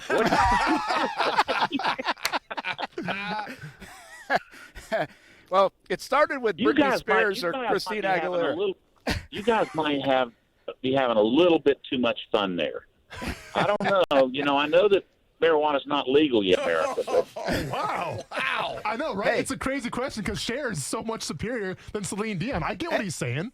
Hey, Rick, you but I'm a Cher person, by the way. Just Hey, there you go. Oh, man. There he is. But hey, this is a serious question, okay? Bring events to Jacksonville. You've done it for a long time. In a heyday, which would have been a bigger draw? Celine Dion or Cher? oh, Cher by far, Okay. That's 2 for 2. I and love for it. a lot longer, like for 20 years. Okay. Yeah. If you remember when Cher got rid of Sonny, she went to a place where we all wanted to go with her. She was having a good time in life. You know what I mean? Yes, Absolutely. That's true. I hear you. That's true. Turning back time. Yes, sir. Hey, You can have white lace, or you can have black leather. Now, which one are you going to choose? Yep. Yeah. Rick Catlett with us, President and CEO of Gator Bowl Sports. Hey, you guys got the baseball game back. It's coming up March 24th at the at Breakin Field, the baseball grounds. You guys are fired up about that. Tickets go on sale today. Tell everybody about it. Well, we put the tickets on sale today, and we've gone through our renewals. We've sold about 4,500 tickets already, so we're really excited about this year having the game again.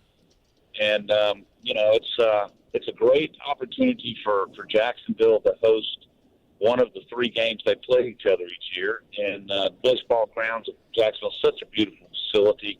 Now we've got to just figure out how to get one of their championships, either the ACC or the SEC baseball championships, back to Jacksonville, and we're working hard on the ACC. We had that one time and we were very successful. So hopefully the Noles will bring a bunch of people and the Gators will bring a bunch of people. We'll sell it out for the 5th year in a row. Oh, that's awesome. I did not realize it was a renewal-based type of ticket. So what's the next phase of this? What if you're not a renewal? How do you get a ticket? You can go to Ticketmaster. You can go to GatorBowlSports.com. The best thing to do, Brent, is to go down to the arena office, because you don't have, the one thing I hate about Ticketmaster is their fees. You take a $15 ticket and turn it into $23. That's the easiest way to get tickets. But the cheapest way to get tickets is to go down and buy that $15 ticket for about $17 with a $1.25 fee on it. And, that's really what I would suggest. Now, they have some funny hours. You have to go online and find out when the city box office is open. It's like 10 in the morning to 4 in the afternoon, Monday through Friday. But if you can get by there, that's the best place to buy them. And I don't think that they'll be lasting very long like they did last year. We sold out 2 before the game. Wow, how about that? Rick Catlett with us, President and CEO, Gator Bowl Sports. We haven't caught up with you in a while, so let me ask you this. You guys had a fantastic TaxSlayer Gator Bowl. How has the reaction been ever since then? Do you feel momentum, something like that, even though it was now a couple of months ago? But it was a big day for you guys, and I know a great draw. Yeah, we're getting ready to go out for our ticket renewals for the bowl game. And, Brent, in the old days, you could have one of these games all the time. But it was rallying to get another great game. A huge crowd. The economic impact on Jacksonville was off the charts this year. So it did everything we were to do for the purpose of that game here in Jacksonville. And we're just excited to continue. We're in the process of signing new 6-year deals with everybody this year. Going forward, will be a SEC versus ACC matchup. We'll no longer have the Big Ten involved. And we think that works good because of the proximity of the schools to Jacksonville. And, of course, a new 6-year deal with ESPN to carry the game, which is important. And then TaxSlayer has extended their agreement another 3 years. So just about the only thing we've got left is renting the stadium, and we're working with the city and should have that wrapped up soon. So we'll be good for another 6 years. Very good. Rick Catlett with us, President and CEO, Gator Bowl Sports. All right, let me leave you with this one. It's been a tough couple weeks around here for Jaguars and Jaguars fans. You guys had an agreement with the Jags, or have an agreement with the Jags, where they have taken over, I believe, and you explain it and correct me, but some of your operation, and there's a part. How, aside from everything that's just happened the last couple of weeks, and then aside from the season that was, how is that relationship working out? Has it been beneficial? It's not only been a tremendous advantage to both organizations. It's saved us about $800,000 in operating expenses. That's good for our bottom line. That's good for the community. They're good people, and they care about Jacksonville. And I know there's been a lot going on the last 2 months, I guess. But I have to tell you something. For those people that even hint at the fact that they may be leaving, why are they investing their own money in a public facility? Why are they doing partnership deals with us? Why are they renting Daly's place? Why are they doing all these other things for the community, by the way? I don't get that philosophy. I understand I didn't want another game going over there either. But the reality is they're doing everything they can to stay in Jacksonville. And so in 1992, if these people that are upset now would have said, hey, wouldn't it be nice to have an NFL team? Well, we got one. And this is what it takes to keep that NFL team here in Jacksonville. So and we're going to continue to work with them. In fact, we're expanding our partnership. So we're very excited to be a partner with Mark Lamping and all the other people over there. Well, that's good to hear, Rick. And by the way, lot just built, all those things down also will benefit Florida-Georgia game, Georgia-Florida game. I say both around here. And TaxSlayer Gator Bowl and events like coming to the baseball grounds at March 24th. Florida State baseball game has been a big hit. Hope you sell it out for a 5th year in a row. We'll be there, of course. And everybody go out and get your tickets. Rick, thanks for stopping by, man. Good talking to you. All right, Brent. Nice talking to you. Take care. See you guys later. See you, Rick. All right. Thank you. Brent Martin. Sorry, guys. I hogged that interview, didn't I? Austin Lane, John Bachman back on it. What do you think? See, he went Cher. Are you all excited about that, Austin? Yeah, well, as you guys are doing the interview, I was doing some more research on Cher and Celine Dion. Check this out, John Bachman. Do you know how many number one hits Celine Dion has had? I bet it's less than Cher. You better believe it. So Celine Dion's had a respectable 11 number one hits on the good. Billboard. That's pretty good. Mm-hmm. And all of a sudden, Cher goes, hold my Botox. 18 number one Singles, game over. Thanks for playing. John Bachman, we'll see you tomorrow, man. Thanks for stopping by, John. It's not even close, awesome. man. Well played with Hold My Botox. Well not played. Even close, man. Okay. I forgot everything you said because you finally nailed the line. That was good. That was well played. That is well played. Hey, let's move on, shall we? Especially since I'm losing this argument right now. Let's move on.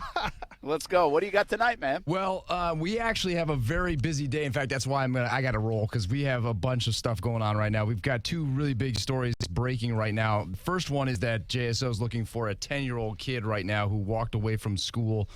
Sam Booker. I've tweeted a picture. Actually, I retweeted JSO's post, so go to Bachman A. and Jax if you want to look to see what he looks like. This is from Long Branch Elementary this afternoon on Franklin Street. They've got an active search for him right now. We're working to learn exactly, what the situation was that had him walking out of class, basically. We also have a kid hit by a car on 103rd Street near Westview K through 8. So that's something we're working on. We've got a reporter there to try to get more information to see how that child is doing right now. And then the good news, which I think you've already mentioned to everybody listening, is that Ryan Newman is awake and talking, coming out of the hospital there in Daytona, which is good news. All right. Thanks. Good. Another update there. We delivered at the top of the hour, but that's good. Remind everybody who's just jumping in on the good news of Ryan Newman. Still not sure the extent of his injuries, but awake and talking is definitely a positive sign. That statement issued in the last half hour, 45 minutes or so. Hey, got a big soccer game tonight, man. We got soccer all over the area. Good luck to your daughter, Bartram Trail. And Creekside's playing. Oh, yeah. Well, it's look, at this stage of the game, anything can happen. You're playing some good Oviedo, soccer. Right? Oviedo, that's right. They're coming up. I believe the only common opponent we've had this year with them is Lake Mary, and we tied Lake Mary in the regular season, and then we just beat them the last game I think we played, actually, in the playoffs. So, so it's going to be a good game, I'm sure. And then, of course, Creekside's playing tonight. Ponte Vedra, I think, is hosting Stanton. So a lot of local soccer. We've got some really good girls soccer in Northeast Florida. And not only that, we talked all day about it. It's one of the reasons about Creekside because there's also girls basketball here. Heck, softball's getting going. They got sports going on all over the place right now. Baseball behind me, lacrosse, tennis is right there. So they've got everything going on. But all over the area it's like that, not just down in St. Johns County, up in Duval, Clay. There's a lot of playoff action, and then there's other seasons just getting started, of course, in the spring sports. All right, John, thanks for stopping by, man. I know you're busy. Appreciate it hanging around. Hey, my pleasure. Thanks for having me. We'll talk to you guys tomorrow. Maybe we'll see you in the studio for a change one of these days, Brent. Or maybe not. Maybe I'll just tomorrow. take over your chair, I guess. That's fine. Maybe tomorrow. It's a live bet. Will I be in the studio tomorrow? Look at Justin is coming through with some share right now, too, just for the record. This makes Austin happy. Another one. Sometimes we got to make Austin happy. Another one. She's like the DJ Khaled of. Oh, wow. Another one. What do you want me to say, dude? Hold my Botox. I'm out. We got to go. Check out John Tanika, Mike Borish, and myself tonight on CBS 47 and Fox 30, 5 to 7 p.m. and then 10 to 11:30 later tonight. We'll be right back. Action Sports Jacks on ESPN690. I can feel something inside me say. ESPN 690 Sports Center Update. I'm Jake Mitchell. The Daytona 500 finished last night with several accidents, the worst and most serious on the last lap. Ryan Newman was finishing the race. An incidental contact caused this horrific crash, after which Denny Hamlin took the checkered flag. Ryan Newman is still hospitalized at this time. Here's winner of the race, Denny Hamlin. Ryan is a guy that's been in the sport a really long time. We worked so well together. That's just really how we got the lead, was working with Ryan. At Talladega with this package last year, we linked up on the final lap, nearly got him, pushed him to a victory there. But obviously, no matter what, he takes precedence over everything going on right now. In NFL news, looks like Drew Brees is going to stick it out with the Saints. No word on what that means for Beasley, Bridgewater, or Taysom Hill. Stay connected with ESPN 690 while you're at work by listening on ESPN690.com. The best kept secret in tires is TireOutlet.com. Tire Outlet offers wholesale prices, premium service, and TireOutlet.com always has a safety-first focus with locations throughout the First Coast. There's no need to go anywhere else for tires and service.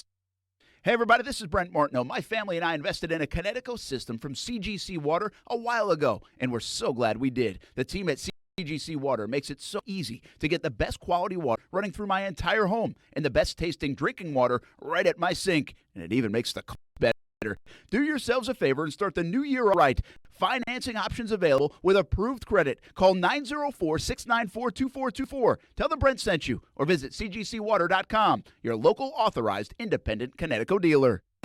Hi, I'm Dr. Amy Pollock of Mayo Clinic. Did you know that cardiovascular disease is the leading cause of death for Americans? Yet almost 80% of cardiac events can be prevented through lifestyle changes. February is Heart Month, and the American Heart Association encourages you to take action, live healthy, and know the warning signs of heart disease and stroke. And remember, women can experience different warning signs than men. It's important to know your numbers. Actively manage your cholesterol, your blood pressure, blood sugar, and weight. Talk to your doctor about the best ways to lower your risk of heart attack and stroke. Important to move more, make physical activity a priority, and avoid tobacco. Eat smart and focus on a heart-healthy diet with lots of fruits, vegetables, and lean protein. Together, we can save our lives and the lives of those we love. Visit heart.org and get the information you need to save your life or the life of someone you love. Mayo Clinic is a proud sponsor of the American Heart Association.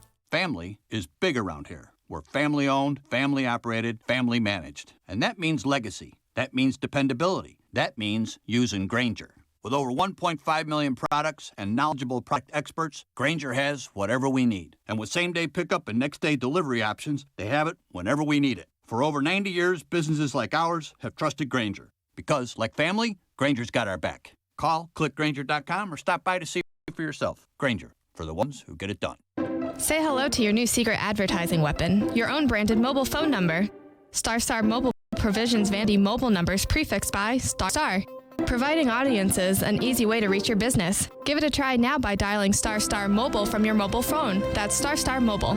When prospective customers see your offline or online ad and they dial your branded StarStar Mobile number, StarStar Mobile helps to convert them through text, voice, and online communications. Give it a try now by dialing StarStar Mobile from your mobile phone. That's StarStar Mobile. It's happening, people. Our friends at Arlington Toyota are getting a brand new state-of-the-art showroom. And that means the old stuff is coming down, and so are Arlington's prices. I'm talking up to 50% less on remaining 2019s and even 2020 models. How about a 2020 Toyota Corolla? It's not $18,095. Now it's only $14,991. That's $14,991 for a pre-owned 2020 Toyota Corolla at Arlington. And if you've got to have a 2019 Toyota RAV4, it's not $24,195. No, now it's $21,581. Just $21,581 for a pre-owned 2019 Toyota RAV4 at Arlington. Plus, you get the Arlington Toyota $5,000 Advantage Club, which includes a lifetime warranty with unlimited time and miles with your purchase. Construction is underway and prices are coming down at Arlington Toyota.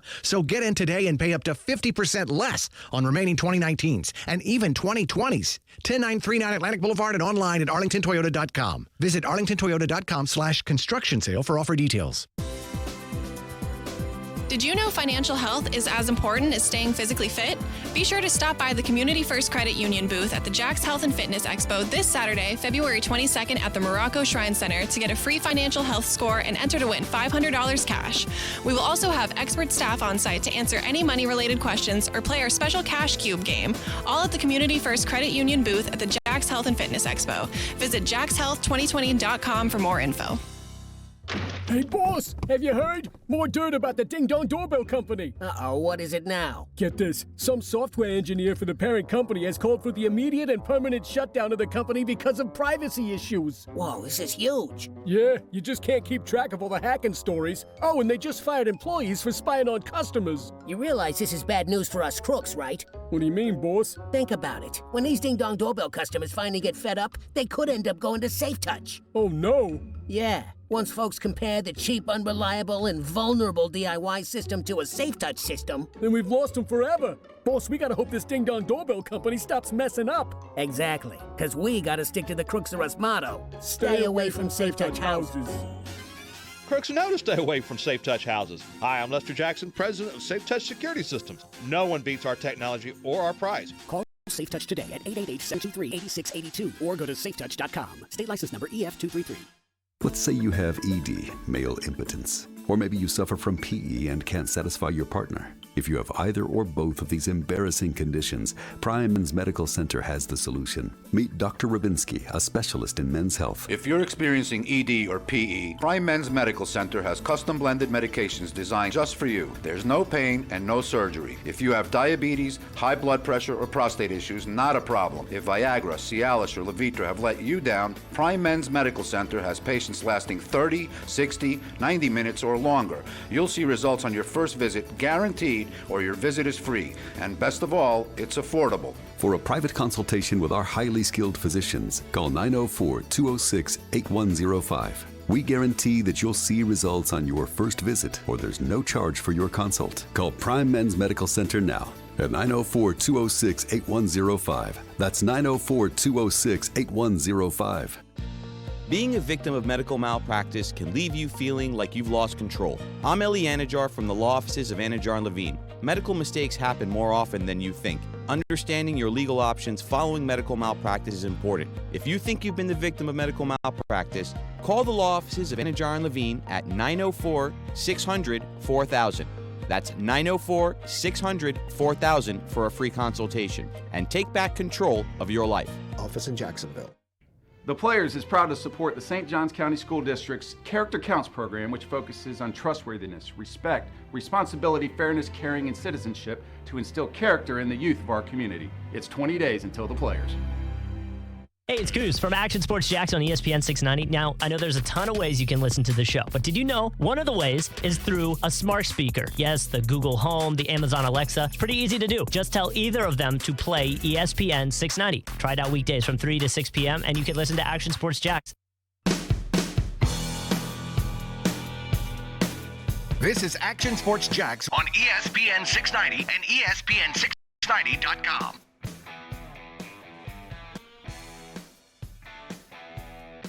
I've been in the National Football League for a long time. I know when situations come up, I know the approach that they take in terms of peeling back the layers, whether it's interviews or research. I wasn't directly involved in it. Like I said, during the course of the season, we have to continually move on, and that's what it is that we do. We received word from those guys, and we took them at their word that a thorough investigation was done and no evidence was founded.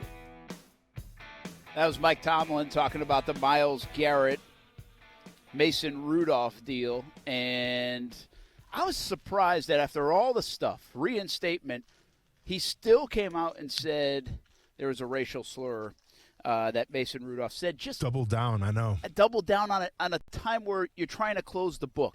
Listen, if there was a racial slur, it doesn't make it right. And maybe and if you want justice out of that and want that noted and want that part of the story, that's fair.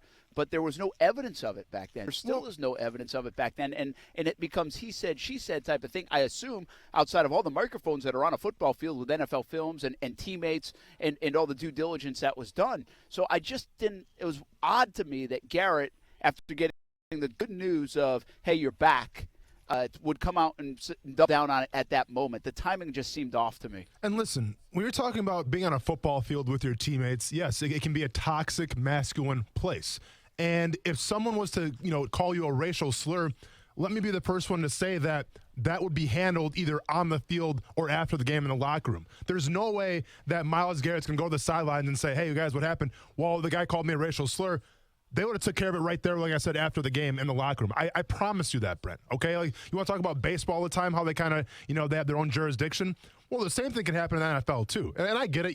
You play for the Shield, and you have to, protect your brand and everything. But there's some things that cross the line, and a racial slur crosses the line. So the fact that there was no outrage from his teammates, the fact that there was no altercations after the game, it tells me, man, that he's making this whole thing up.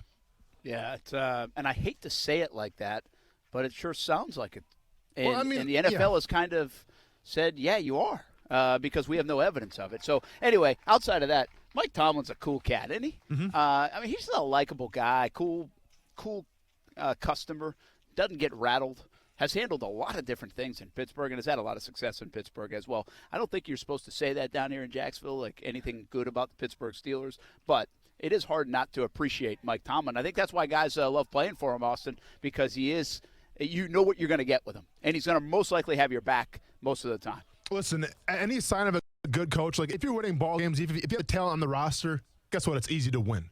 But when you lose your starting quarterback, when you lose your second-string quarterback, when you're going through the Antonio Brown drama, when you're going through the Le'Veon Bell drama from a couple years ago, there's a lot of things that are stacked against you, and Mike Tomlin has always prevailed. The fact that the Pittsburgh Steelers this year win 8-8, it's insane to me. If you had told me at the start of the season, Big Ben goes out, I think, week 2 in the NFL, their backup quarterback gets hurt as well, I would say, oh, Pittsburgh definitely, probably picking the top 5 of the NFL draft. That wasn't the case, man. They're playing for a playoff spot. They went 8-8, way better than the Browns did at 6-10. So it's a testament to, obviously, number one, the culture that Pittsburgh has ingrained for all these years, but number two, the leadership and the captain at the helm being Mike Tomlin.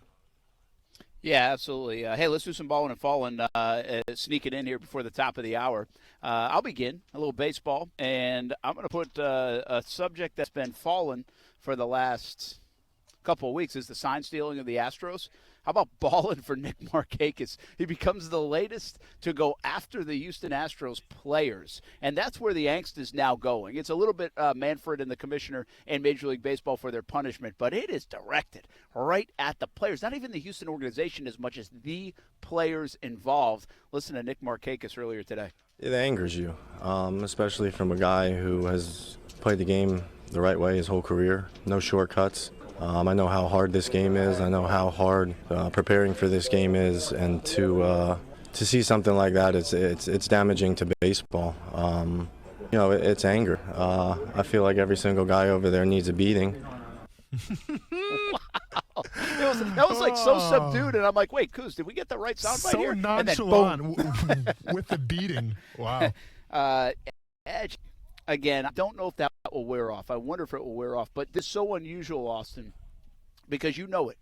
Players stick up for players. I mean, look, you do it all the time on this show. But they do. And it's so unusual in sports to have this much angst within players, from player to player, and that's what we've got right now in Major League Baseball. Listen, I would be absolutely irate. I've said before on this show, like when I played in the league, I chose not to do steroids. And I know some guys that did, and that kind of rubbed me the wrong way a little bit, because you talk about a physical sport like football where, your career could be on the line after every single play. I didn't like the fact that guys were getting bigger, faster, and stronger and not doing it the right way, right? But if I was to find out that like the New England Patriots or some team knew every single play that our team was calling, or they knew every single defensive call that we were doing on the field, I would be irate too, man. Because it's one thing we talk about the steroid area of baseball, with it, the Mark McGuires, the Barry Bondses. Yeah, that's one thing, man. But to know what pitch is coming, it's the ultimate advantage. So I think, players have every right to be upset. I think players, especially the pitcher, have every right to throw out the Houston Astros, because you're essentially spitting on the game of baseball when you do that stuff. So, all right, what you got for balling? Regulate it. So Brent, I got a little bit of a hangover from the NBA All-Star Weekend. So guess what, man? I have some Alka-Seltzer. I have some ibuprofen for you. Let's talk a little Kawhi Leonard, obviously the MVP of the All-Star game. Listen to some comments after the game when they talked about his nickname, or at least a nickname that he kind of found out himself, called the Cyborg. Do cyborgs have a mantle? Say that, cyborg? I call you a cyborg. He calls you a cyborg because you said you're unstoppable. You're unstoppable. You just like Arnold Schwarzenegger and Terminator. He calls you the Terminator. You just go out and just kill people and don't show no emotion whatsoever. I love it. Yeah, just try to stay locked into the game. I feel like when people are the most serious, they play their best basketball at sometimes. Nobody's smiling in the fourth quarter, you know what I mean, if you're trying to make a basket. So. Hey, was that the most cyborg answer ever? It's like, all right, must compute question. Okay, I stay into the game. Like, dude, that's who Kawhi Leonard is. And you know what, man? I love it. I think he's fantastic for the game of basketball. Yes, I'm a little because he took down my Milwaukee Bucks last year. But you want to talk about a guy who I think is just an underrated ambassador to the NBA. You talk about these guys like LeBron James, all these star players, even like Joel Embiid, where, you got all the interviews, you got all the social media stuff. And then here comes an old school throwback, man. A guy that just goes about his business, hits those game-winning shots, wins MVP awards in All-Star games, and doesn't really even acknowledge it. And doesn't even know he's called a cyborg. How can you be that unself-aware? Because why? Yeah. He's probably a robot. Yeah, he's kind of boring. He's a great player. Just boring. I don't know if I can love Kawhi Leonard. He's an outlier, though, man. It's his boringness that makes him appealing. But as a boring outlier, like fun, or is the outlier that's a little wild and crazy the guy that you like? Brent, in the world of the NBA where it's all cameras on me, fashion, tweets, all this stuff, Kawhi Leonard's different, man. He sets himself apart, and I think people can relate to that. The guy's sponsored by New Balance, for crying out loud. What more do you want from him, man? Absolutely. Hey, quickly, my fallen's going to be North Carolina. They're 10-16. They blew a 15-point lead last night. They're not going to make the turn nothing. I mean, they're 10-16. North Carolina, the Tar Heels. How bizarre is that? We'll get your fallen and about 4 football topics coming up next. Action Sports Shacks on ESPN 690.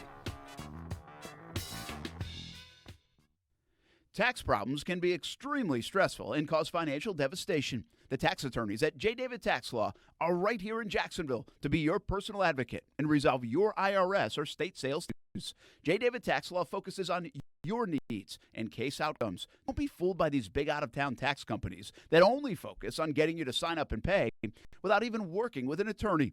At J. David Tax Law, only highly experienced attorneys will represent you. Get the help you need with tax debt, payroll taxes, bank levies, wage garnishments, tax liens, and unfiled returns. If you have federal or state sales tax debt, have a sit-down with J. David Tax Law. Your first step is a no-cost consultation.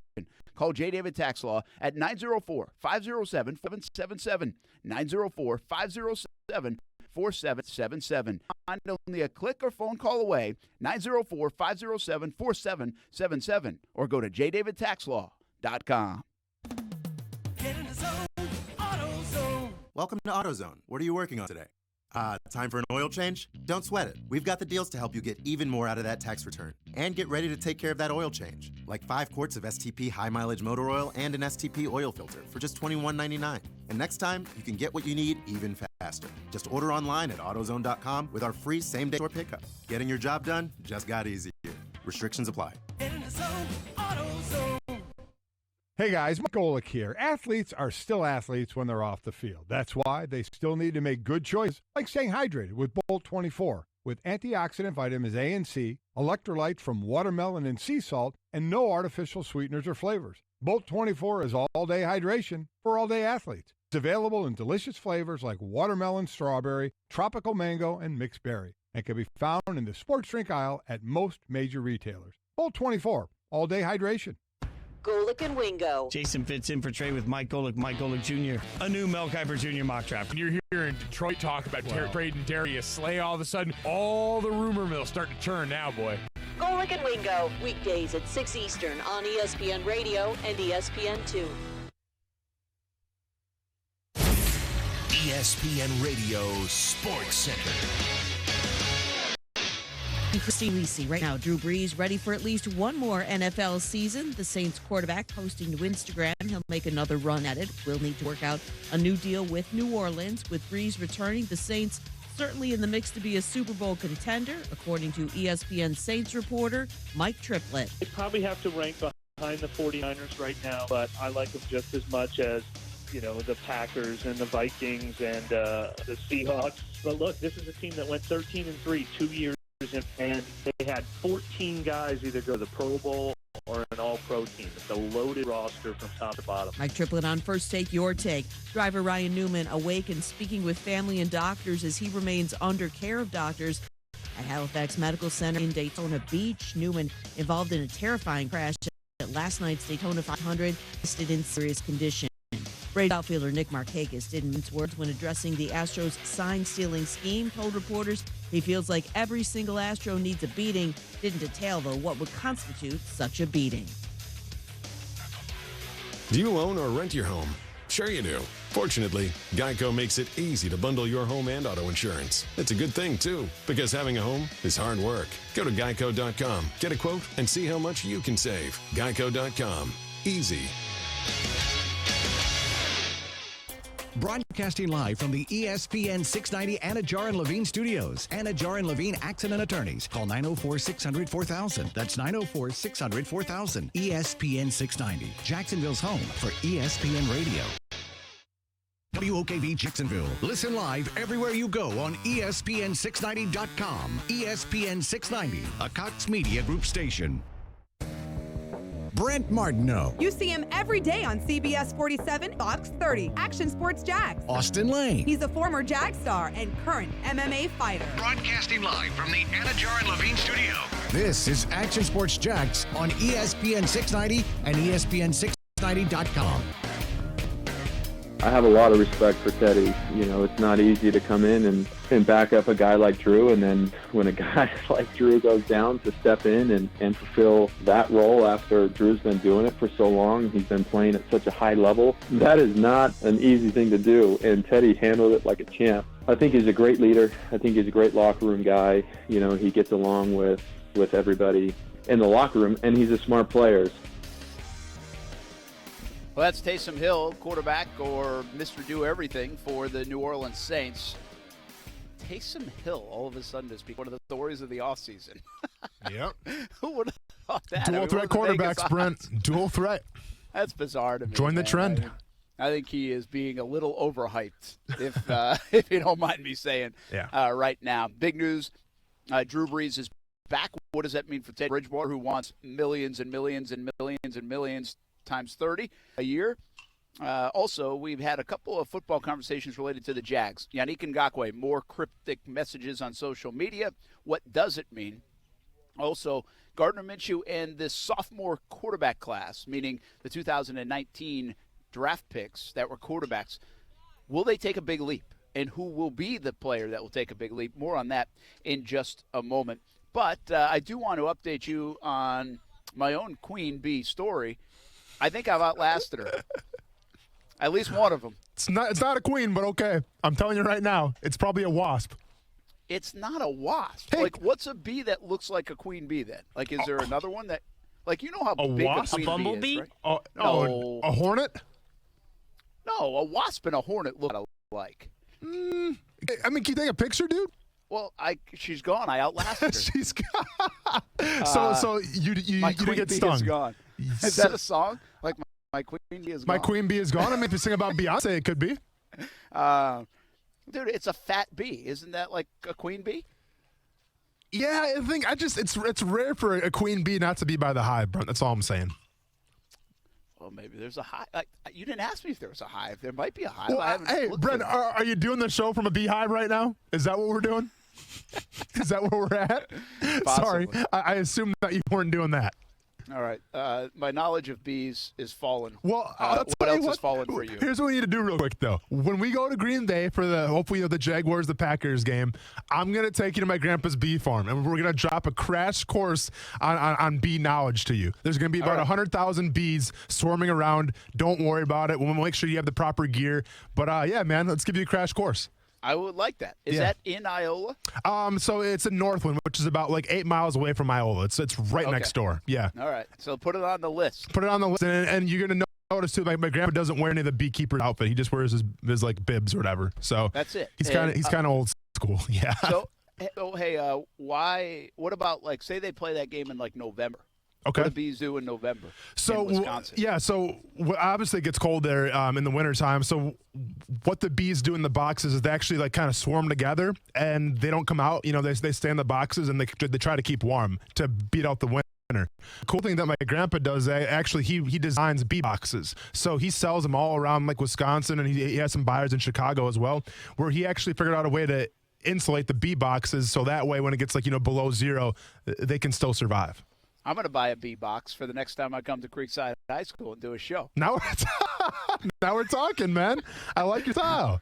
By the way, we get a lot of you shoulds on this show. Sure. Right? Like on social media, you should talk about this. You should talk about that. And I like that. I like the discussion because I'm always thinking about what we should talk about and or could talk about.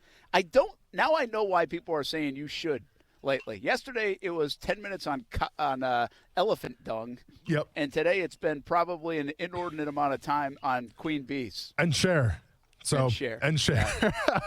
All right, so, I get it. What's fallen other than us? Fallen. Well, if you recall on Friday, I talked about the UFC fights a little bit, and I said keep an eye on the Diego Sanchez-Michael Pereira fight. Michael Pereira is the guy that does backflips and everything, does the breakdancing in the cage, even when the fight's actually going on. And Diego Sanchez is an old G. He's been doing it for a while. I think he's like 38 years old. And to be fair, he's kind of a nut a little bit. He's kind of a lunatic. So I figured it'd be a great fight. Well, it didn't disappoint, but it did disappoint kind of for all the wrong reasons, though, as well. Where Diego Sanchez was losing 2 rounds by a landslide, he was getting picked apart by Pereira. All of a sudden, Pereira accidentally knees him in the head when he's on the ground, and then they actually call that an illegal blow because you can't knee somebody when they're on all fours. So Pereira knees Diego Sanchez on the ground. Diego Sanchez stands up. The ref, says, "Hey, you okay?" And then he kind of waves off the fight a little bit. Diego Sanchez then proceeds to go to the ref and says, "If I was to quit right now and say I'm hurt, do I win the fight?" And the ref goes, "Yeah." And keep in mind, the mics are on right now. And the ref goes, "Yeah, you'd win by DQ."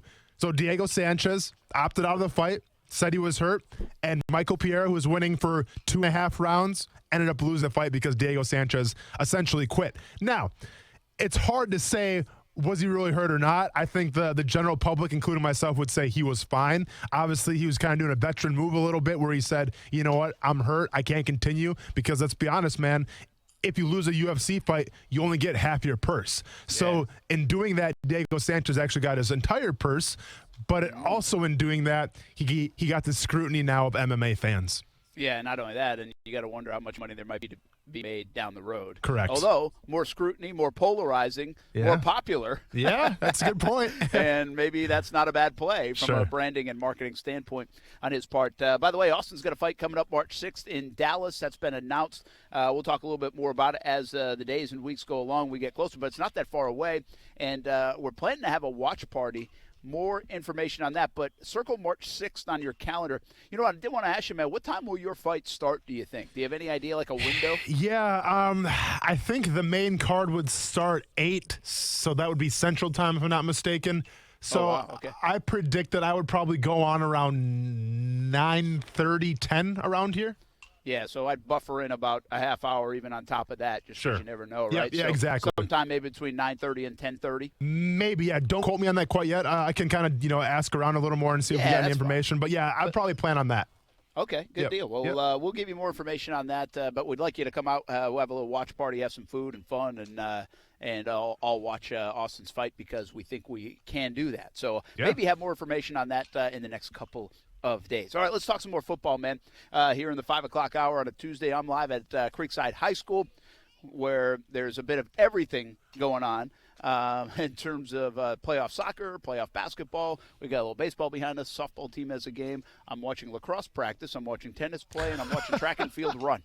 There's a lot going on. There's a lot going on, man. And I've got a bird's eye view to it all. I lied. Before we get to football, I think Submarine Mike's called in a couple times on NASCAR. So we kind of left that conversation. I will update you on this. The latest news on Ryan Newman is he is awake and speaking to family and doctors. Really positive news that came down during our show about an hour ago. So that is super news. That news following the news last night that he had non-life-threatening injuries, but he was in serious condition. We don't know a status update on his condition. We don't know the extent of his injuries, but there continues to be some positive reports around Ryan Newman, the latest being about an hour ago, that he is awake and alert and talking to doctors and family. Let's bring Submarine Mike in on the NASCAR front real quick. What's up, man? What do you want to talk about on this last night? Well, 2 things. One on Daytona, just real quick. We don't watch for the refs. We watch for them to it's them defying death and trying to control the uncontrollable. That's why we watch. The wrecks are the defying the death part. We don't watch for the wrecks, but you want to see them beat that. It's a nuanced thing there, Austin, but it's not the same thing as what you're saying. Okay. Yeah, well, Submarine Mike, real quick, though. You're right, but you love NASCAR. You skipped out on the Iceman, in fact, to go to the Daytona 500 over the weekend. So you are a NASCAR diehard. Mm-hmm. NASCAR's got you. When NASCAR wants to get the casual observer, when NASCAR wants more people involved, this style of racing while they don't want wrecks necessarily, the wrecks definitely help bring attention to the sport, the excitement, the fireworks, the like you said, the defying of death. So I do think casual fans around this race, around Talladega, they might not, I don't know if that's a good way to put it in terms of watch for the wrecks, but if they watch the race and they don't see any, I guarantee you they're highly disappointed. Maybe, but there's nothing you can do about that. People are people, and they're going to do what they do, you know? Yeah. What's the second part for you? Myles Garrett. If I'm Mason Rudolph, I get the best lawyer I can get, and I sue the living crap out of him. My suit is either where I ask for enough money where he's working for me for the rest of his life, or if he wants to settle and not pay any money, I make him agree to never play football again. He retires immediately from the NFL. He doesn't get to coach anywhere. He can't go on any network and talk about football. He can't go on any network to talk about football, period, and do something else. He can't even coach Pee-wee football because here's the problem. In today's world, and ESPN is already doing this, ESPN is acting like Mason Rudolph said that over and over again. In today's world, Mason Rudolph is not the guy that said the N-word no matter what happens. All right, Brent. Well, go ahead and take that you take it because he cut out at the last second for me. So listen, I mean, I don't watch a lot of ESPN during the day, so I don't really know what they're thinking about it.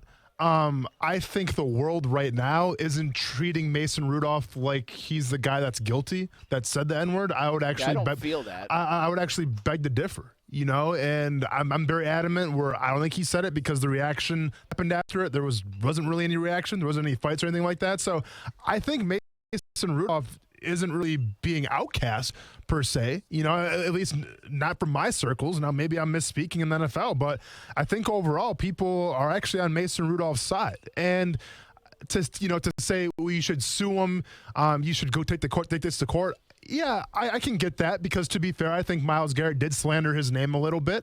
That could hurt him with endorsements in the future and all that. But let's be honest, man. I think if I'm Mason Rudolph right now, I just want this to go away, man. I just want Myles Garrett to keep my name out of his mouth, right? So the last thing I would want to do if I'm Mason is to go to the lawyers, go to the courts, and try to drag this thing out and make it a big spectacle, man. I just want it to go away, to tell you the truth. Yeah, I think he's probably in there too. Now, we're not in Pittsburgh. We don't know the temperature of all this and how he is being perceived. But I tell you, from a distance, I agree. I feel like Myles Garrett is being perceived as the bad guy in this. Yeah. I don't think it's really hurting the stock necessarily of Mason Rudolph. But that's totally up to Rudolph how he feels about that. But I agree with you.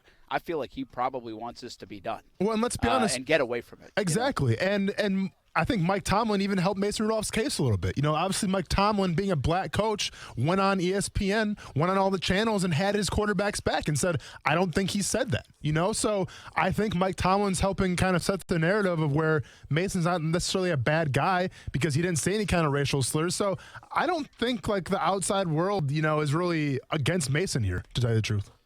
But I tend to agree with you. Yeah. All right. Hey, let's get some other football things. A lot of them I want to get to. Drew Brees, surprised he's coming back?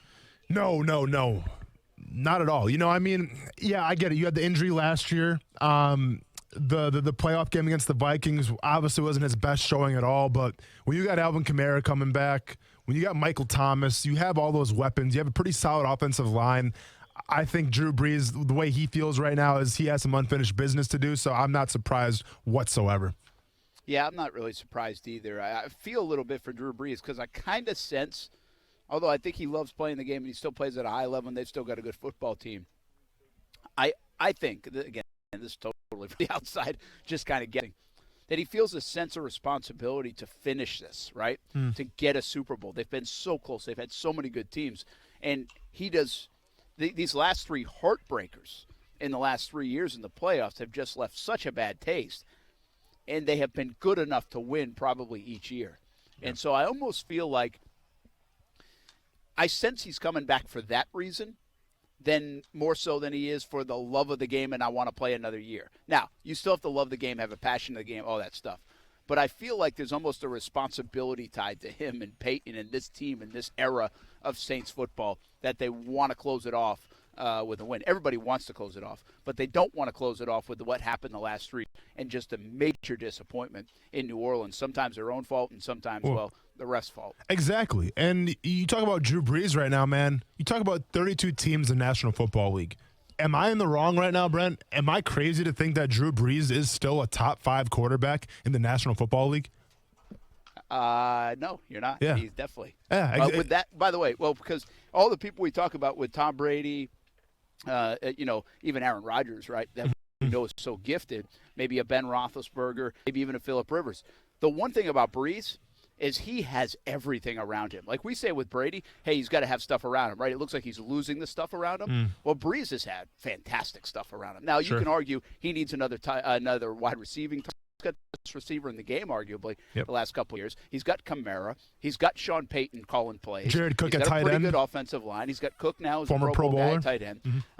Who's what's his name? The Murray, right? Latavius Murray. Latavius Murray. I mean, that's a good team. Sure. And by the way, they've had the Taysom Hill element, which nobody else even has in the NFL. So he has had a really good setup. And my guess is he said, hey, I think we can keep most of this setup for another year. So let's give it one more ride. Now, what does it do for Teddy Bridgewater? Am I out of my mind? I like Teddy Bridgewater. He's a cool dude. I love the story. He played fantastic. But $30 million? Is that real? Yeah.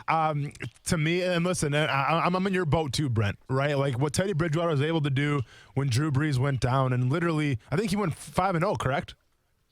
I think he did. Yeah. Including a win over the Jags. Yeah. Exactly. Yeah. So you go 5-0 with the absence of Drew Brees, man. I mean, yeah, that says something, you know. And I think like he was celebrated like a folk hero when Drew Brees even came back. You know, everyone was chanting Teddy and everything like that. So I think he's a great quarterback, sure. But $30 million, man.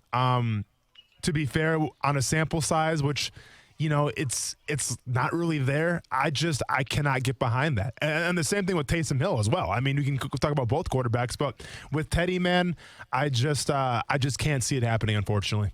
Garoppolo, by the way, is a similar story, but because of the lack of injuries, because of also the fact I think he was groomed with Brady and the Patriots, don't you get the sense that was an easier flyer to take than Bridgewater? Bridgewater seems to come with a lot more risk than Garoppolo, even though neither of them had done a whole heck of a lot to warrant maybe the resume of a $30 million quarterback. Brent, I want to do something real quick. So, obviously, Brees off the table now for the free agent quarterbacks. We'll see what happens with Tom Brady. But to you, where does Teddy Bridgewater really fit in the 2020 free agent class of quarterbacks? So you got Teddy Bridgewater, you got Phillip Rivers, you got Jameis Winston, and let's just say Ryan Tannehill. Which guy out of that group right there are you taking? Give me the list again. Yep, Phillip Rivers, no problem. Tannehill, Jameis Winston, Teddy Bridgewater. Oof. Right? Well, that's a good question. Yeah. I would probably take him. Yeah. You know, Believe it or not. You know, I'm not a big Phillip Rivers guy right now. Unless you've got everything around him, I think Phillip is a statue back there. I think it's going to be really hard for him to be successful unless he's set up just super.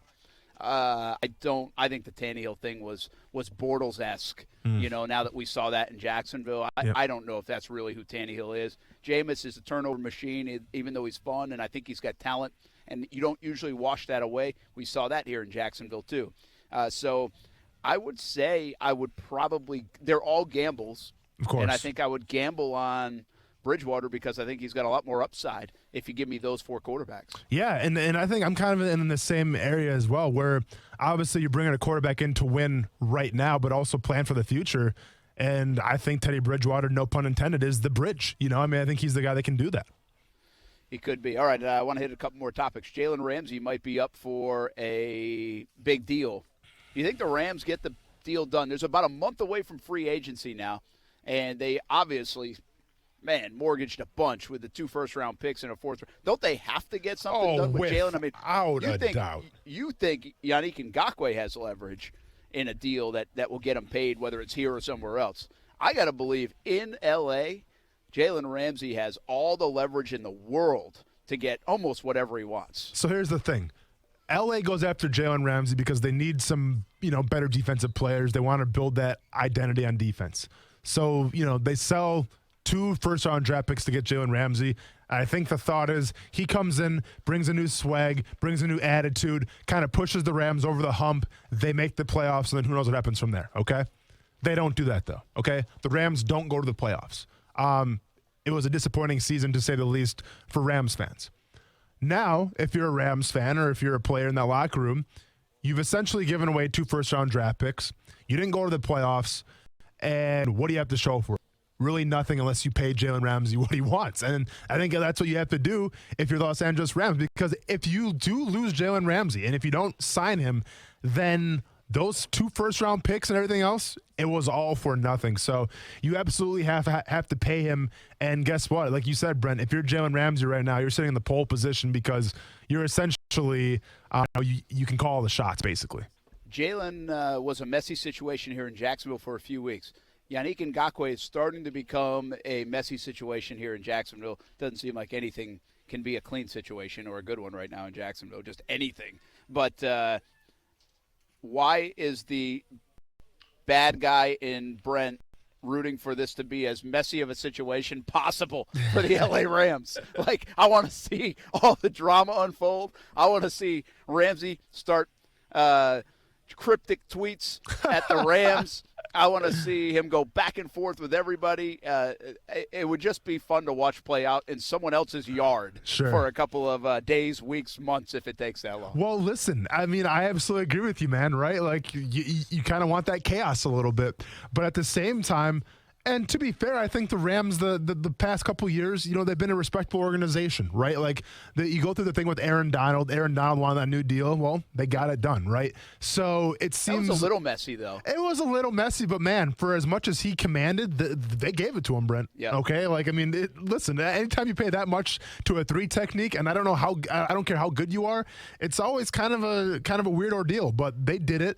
You know, they backed up their guy. So, yes, obviously I'm interested to see some chaos, but also I'm just kind of curious to see how they handle it, right? Because we're so accustomed to the Jacksonville Jaguars handling things a certain way, right? Where they lose Jalen Ramsey. He doesn't want to be here anymore. Odds are showing that Yannick Ngakoue doesn't want to be here anymore. I want to see what the Rams do. I want to see how they run things. I want to see how they handle this circus that's about to come to their town. And I think it's going to be very telling whether they have, you know, a legit franchise or not. Yeah, and I just don't think you could trade as much as they traded away with not the idea of, hey, this guy's going to cost us this. Yeah. I know they are very short-sighted. They've gotten a lot of draft picks. They've gotten rid of them. They wanted to win. They thought the window was now. They made a run at it. But still, you can't be that short-sighted. You can't give up that kind of draft capital without the idea that you know what this guy's going to cost in the long term. And my guess is those conversations took place a while ago. But, again, in the world of leverage, Ramsey certainly has a lot of it right now with the LA Rams. Hey, let's take a timeout. When we come back, let's talk a little bit more about the Jag side of things on the football front. We brought up Jan and we brought up Minshew in relation to second-year quarterbacks with Jason Fitz, but we didn't really give our side of the story when it comes to that. How will Minshew do? How will this class that now becomes sophomores in the NFL, essentially, how will they do? Will anybody emerge? Or, like Fitz said, is it just a bad class overall of quarterbacks? Live at Creekside High School, we got sports all over the place here in St. Johns County and up in Duval. We'll be all over it on the TV side, CBS 47 and Fox 30. We'll be back on Action Sports Jacks on ESPN690. Action Sports Jacks with Brent Martineau on ESPN 690 is brought to you by Best Bet Jacksonville and Orange Park. Now, the first alert forecast on ESPN 690. An evening shower or storm in a few spots, otherwise partly cloudy tonight, dropping into the 60s. Partly to mostly cloudy Wednesday with a few scattered showers. Still pretty warm with highs from 75 to 80 degrees. From the First Alert Weather Center, I'm Action News Jack's Chief Meteorologist Mike Burrish. The Weather Center is brought to you by Beards Diamonds, where for a limited time, 0% financing store-wide. Find out more at beardsdiamonds.com.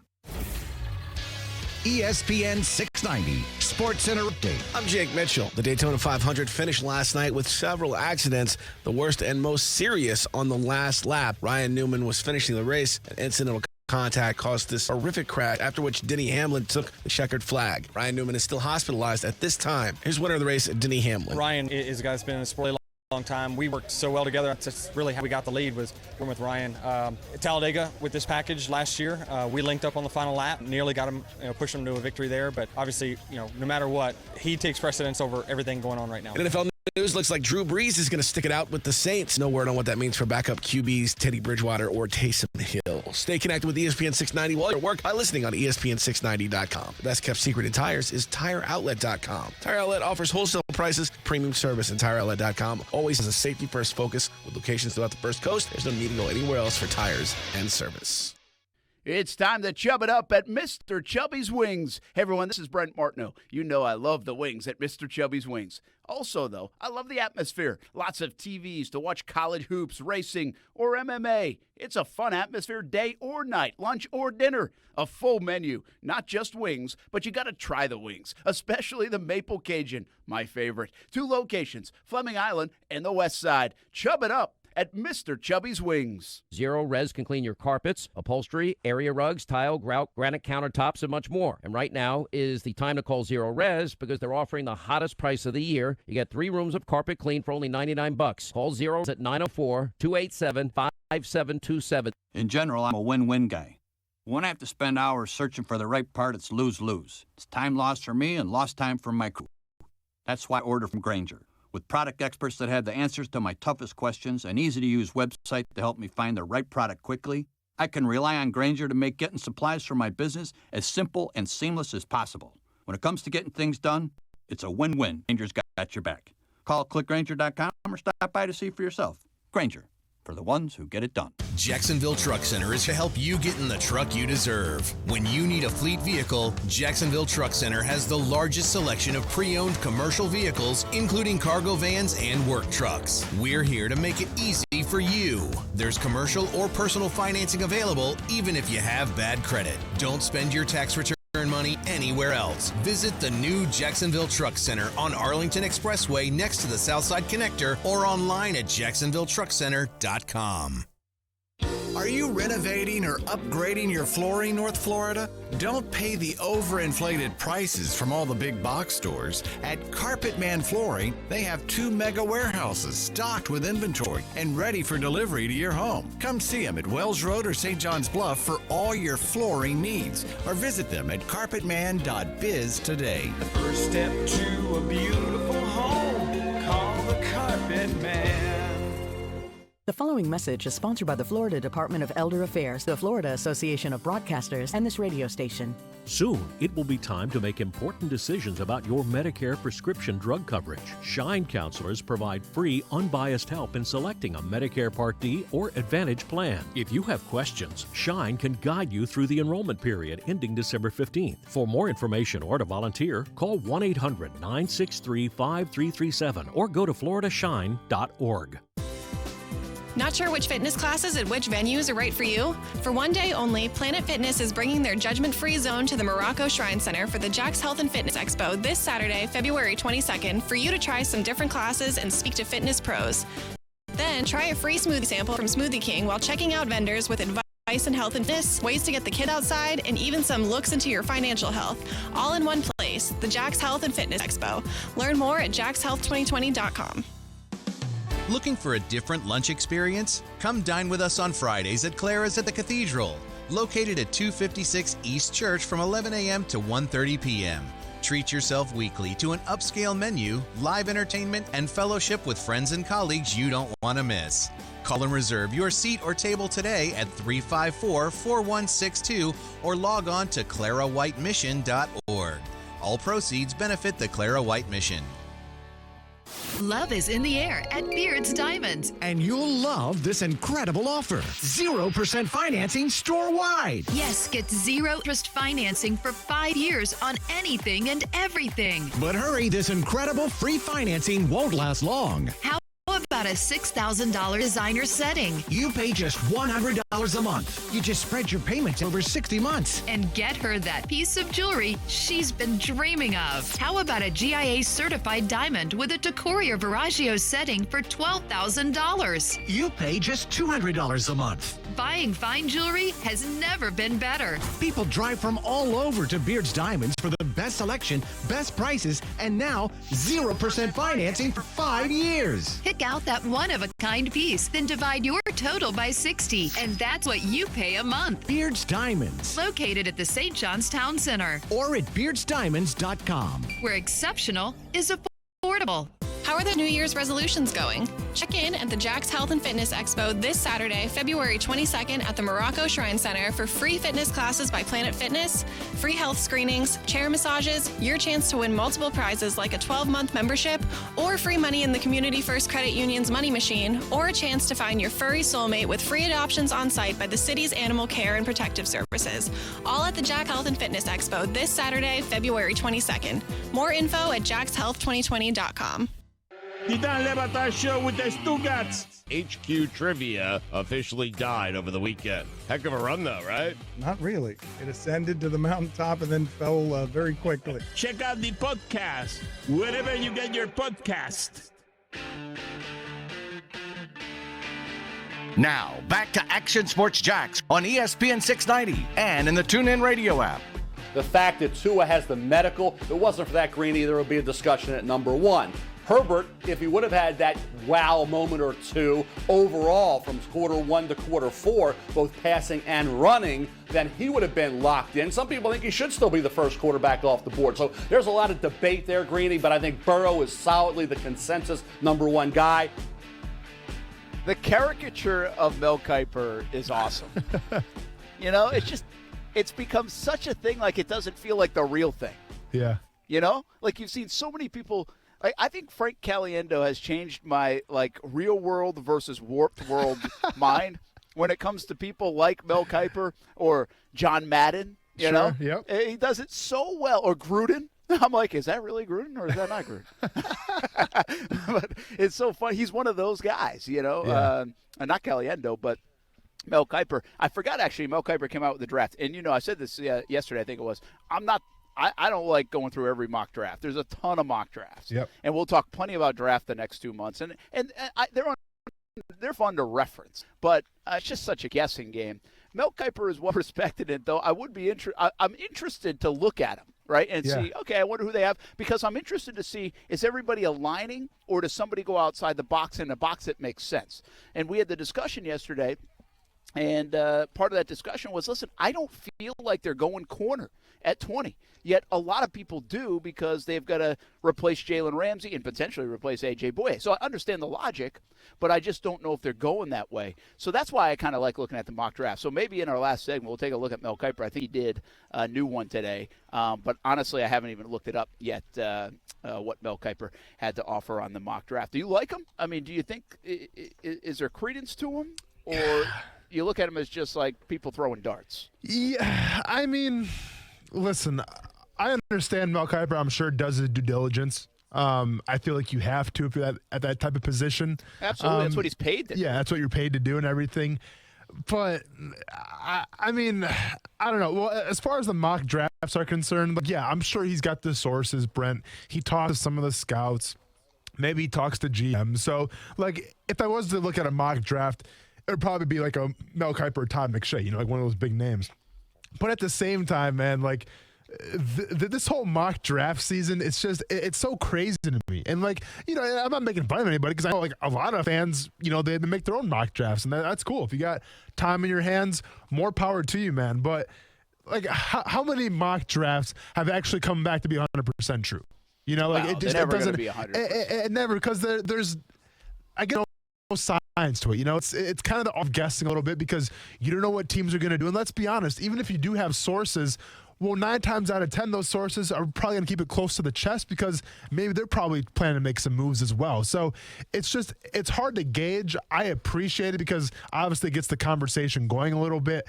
And, with Mel Kiper, who's kind of like let's be honest, he's like the godfather right now of draft talk, and whether it's more to do with his hair or his look than actually his knowledge. I mean, he is that guy right now. So I embrace it. I love talking about the draft, but as far as mock drafts are concerned, I always kind of pump the brakes a little bit, especially when you get out of the top 10 picks. I think it's actually tough being front office people this day and age and not at least hearing some of the stuff. They don't look at them, I don't believe. Actually, you know what? I think I've talked to people before. They do look at them just kind of for the fun of it. But I think when there's a consensus amongst the population, the fans, we get talked into it, or we maybe talk people into it because mock draft says this, mock draft says that, all these different things. And then so you go outside the box and it almost sets a different narrative, right? Like the Oakland Raiders not picking Josh Allen. Well, that set them up for a narrative this year. Now, it looks like it's okay right now. They had some good things happen on the defensive side, but it could shape the narrative for the next few years. Like, how did you not pass on that? We told you Josh Allen was going to be good. And when the fans are right, or the mock drafters are right, it almost puts the front office in a unique and strange spot. And that's kind of it's more narrative based. It's not reality for them. I get it. But it's kind of the world we live in. Like when we do the draft luncheon with the Jags, we'll be like, hey, a lot of mock drafts have this guy here. It's and they must be thinking who cares? Yeah. Well, so it's interesting. But and it's crazy just how people, they really embrace the draft now. Like even the social media department for the Jaguars. Now I get it. Dave Caldwell's not running the Jaguars social media on Twitter, and neither is Doug Marrone. But every once in a while you'll see an article from the official Twitter of the Jacksonville Jaguars. Mock draft tracker, defensive tackle, offensive tackle, defensive line is a popular pick at number 9. And that's the title that the Jacksonville Jaguars are putting out on Twitter. And they're not the only ones. I'm not trying to make fun of everybody. I mean, I feel like every team right now in the NFL, on their Twitter accounts, they do that. Wide receiver is a big need. It's crazy how something's supposed to be so secret, and you don't want to show your chips at all, but there's so much speculation even coming from your own social media department. Sometimes you're right. Yeah. Everybody's taking a little bit of a guess, and it is fun. Listen, it's fun for everybody. Fun. It involves the fans, which the NFL has done such a great job of doing. Whether it's mock drafts or fantasy football, we all think we're GMs and we're smart enough and smarter than the other people doing the job. For sure. And by the way, in Jacksonville, have been proven at times, even in our own minds. Okay, couple football top. That being said, Joe Burrow, right? Slam dunk number 1 pick. But there seems to be more and more talk, speaking of narratives, that does he really want to go to Cincinnati? Mm-hmm. Not going to be long here because we talked about this before, relation to Eli Manning and Phillip Rivers, and would he play that card? Why wouldn't he want to go back to Ohio? Seriously thinking, would you, if you're Joe Burrow, have doubts about being the first overall pick and going to Cincinnati? Honestly, I would, because if you're the quarterback, if you're the general of the team, who wants to go to a place that they don't have the pieces to win right away? And especially if you're Joe Burrow and you're accustomed to winning. And I understand, I guess it's 50-50, Brent, because a part of me as a former player and as a competitor wants to say, well, you're the number 1 pick. So go there, go change it. That's your job. That's why you're getting paid like the number 1 pick. But at the same time, if you have the option, if you played so well that you're the bona fide number 1 pick no matter what, well, then one can argue, well, have you earned the right to be like, no, I don't want to go there. I'm that good where I can say I don't want to go someplace, and guess what? It'll probably work out. So I hate, I don't like being on the fence here, but I can see both sides of it. So I guess I really don't know where I stand, Brent, to tell you the truth. Yeah, it sounds like it. Yeah, I know, right? Yeah, but no, it's a tough question because, well, first of all, we don't know the inner workings of Cincinnati. Is it poorly run? Well, they haven't won a playoff game since 1991. Mm-hmm. So that speaks to a yes. I think the tough thing for a QB, they can't control much. coach. So Joe Burrow comes in. He controls how he plays. He controls how good he is. He controls that offense, maybe score some points. But he can't control who the head coach is, can't control who the offensive coordinator is, the QB coach, the wide receiver coach, who they end up drafting, who they pick up in free agency, how much money they spend, all those things. And he can't control the defensive side of the ball. So there's a lot of not being able to control. That's sports. That's football. But so I understand for a team that has not won a playoff game since 1991, which is now going on a very long time, almost 30 years, then I understand why you might say, am I going to be put in a situation where I can be successful? And we talk about it all the time, it's situational. You know, Allen Robinson, when we talked to him at Super Bowls, even Blake Bortles, and this is not a defense of Bortles, and I won't go back to that hill. But because Brent's died on it already. I will say this about Allen Robinson, though. It stuck with me, not this last Super Bowl, but 2 years ago in Atlanta, when he said, listen, it's not that I want to get out of Jacksonville. It's that I was tired of all the change in Jacksonville. I was tired of new coach after new coach after new system after new this after new that. It's like there was no consistency. It's hard to blossom. It's hard to grow. It's hard to succeed when you have that. Well, what's to say that Cincinnati hasn't done that, won't do that, all those things? Now, you're going to say, well, Marvin Lewis stayed for like 17 years. I get it. But they've got a 31-year-old coach, and they went 1-15. They've been a very unstable organization in terms of wins and success. So I get the angst a little bit. You know, I mean, I do, but I also feel like I just don't feel like Joe Burrow's that guy to do it. Burrow, a year ago, not even, would have been lucky to be a first-round pick. Yeah. Now he's played himself into the top pick in the draft. And so I guess from the outside looking in, I don't know if I feel like, dude, just celebrate being the top pick. Go there, be good, change it, do whatever you got to do, and be a great player. Well, but I don't know if I need you to be a system changer in terms of saying, oh, nope, I want to go to my own team. I want this to become free agency, not a draft, you know? Listen, and there's, I mean, it's still kind of a long time now, but for a long time, the Cleveland Browns were the uncool team, okay? Back in 2010, when I was getting drafted, every time the Browns showed up on the clock, I held my breath, Brent. Didn't want to go there. And I think a lot of players in my draft class shared those sentiments because we knew it was an absolute just dumpster fire in Cleveland. Well, then enter Baker Mayfield. And I get it right now. Baker Mayfield, I'm also looking in, you know, he's got a lot of work to do, right? But I think when Baker Mayfield came into Cleveland, you know, when they kind of took a gamble on him, I think the fans responded well to that, you know, and I think like the dog days of Cleveland were over, and Baker Mayfield was going to be this year, and he kind of, you know, the city embraced Baker Mayfield and all that stuff. Now, time will tell if he was the right pick or not. I think there's still a lot of sample size left to see, but it's kind of the same thing with Joe Burrow. I feel like, especially in a you know, close to a place that you grew up by, man, where you can come in and you can turn it all around. You can make the Bengals cool. You know, you can make them the new thing, just like Jackson did in Baltimore. You know, there was a while where with Joe Flacco was kind of like, yeah, Baltimore, you know, they're that hard-nosed kind of team. I mean, they're always respectable. They're well coached. But, you know, I mean, I don't think anybody's going out of their way to watch Baltimore Ravens games. Well, then here comes the MVP of the league to take over, and now they're must-see TV. So if you're Joe Burrow, why not think like that, man? Why not think that I can come in, turn this whole thing around, and have all eyes on me? Because I feel like if you're the number one pick of the draft, you should embrace those type of moments. Yeah, I think you're right. I mean, I agree with you, and maybe that's just kind of a little bit of get off my lawn and saying, hey, come on now, go fix it. Go be a competitor. Go try to do it. But I would say they have valid points. They've been 30 years without a playoff win. They've done a lot of things wrong in Cincinnati. And the organizations that now have been mired in disaster for a decade or two, well, it's fair to say I don't know if I want to go there. They have not proven that they can flip it, you know, and they're not at a good starting point. So whether that's the Jags, whether that's been the Bills, although they're in a better spot right now, whether that's maybe even been the Jets or the Browns or Cincinnati. So it's an interesting debate, and at first sight, it's one of those things at first sight, I'm like, come on, dude, just go be the number one pick and play where they pick you. But there is some validity to questioning whether that's going to be a good spot for me, because now I get into this league, I want to be successful, you know? Yeah. It'd be great to be offered a job somewhere, or Austin, be offered a fight, but you want to be set up for success too. Hey, that's very cool, you know? Yeah. Hey, you want to pay me to come fight? You want me to go to Dallas, or you want me to go to California and fight this one?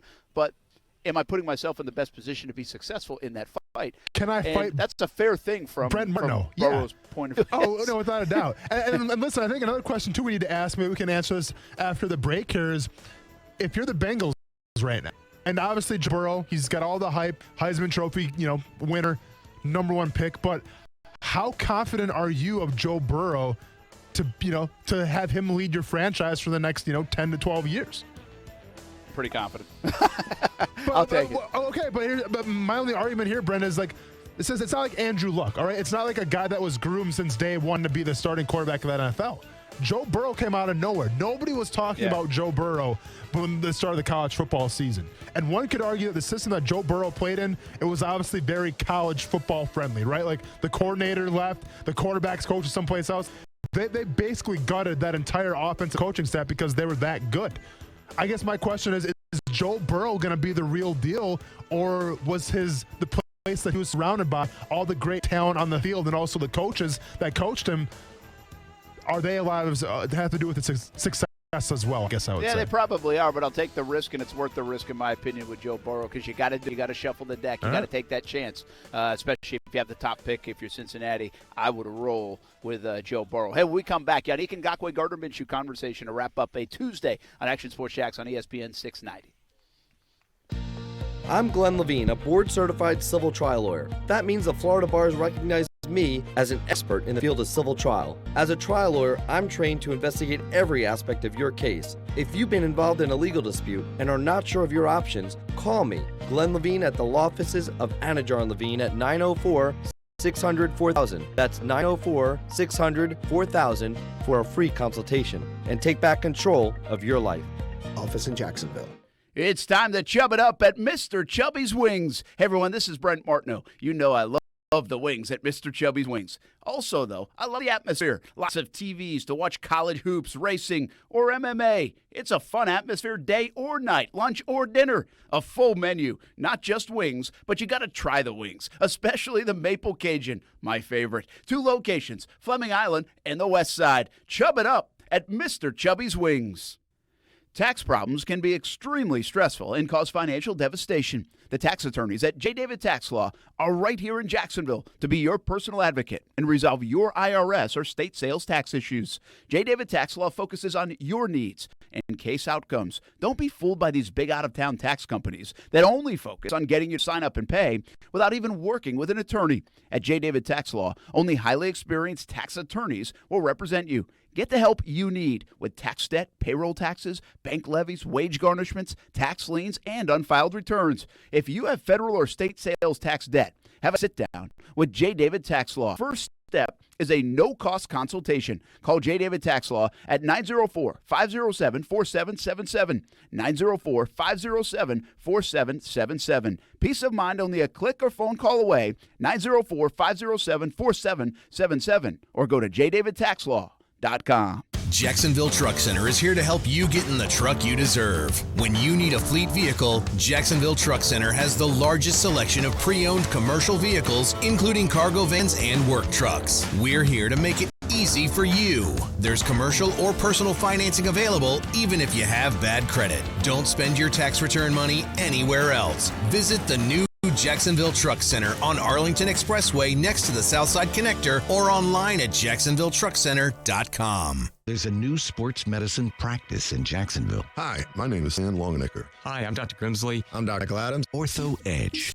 We believe that the patient pays money for a doctor to be seen by a doctor. They're getting the most technologically available medicine there is. Ortho Edge. You're going to get a much better experience with your physician. We all see our patients every time. Find out more about us at orthoedge.com. We're in the DePaul building attached to St. Vincent Medical Center, Riverside.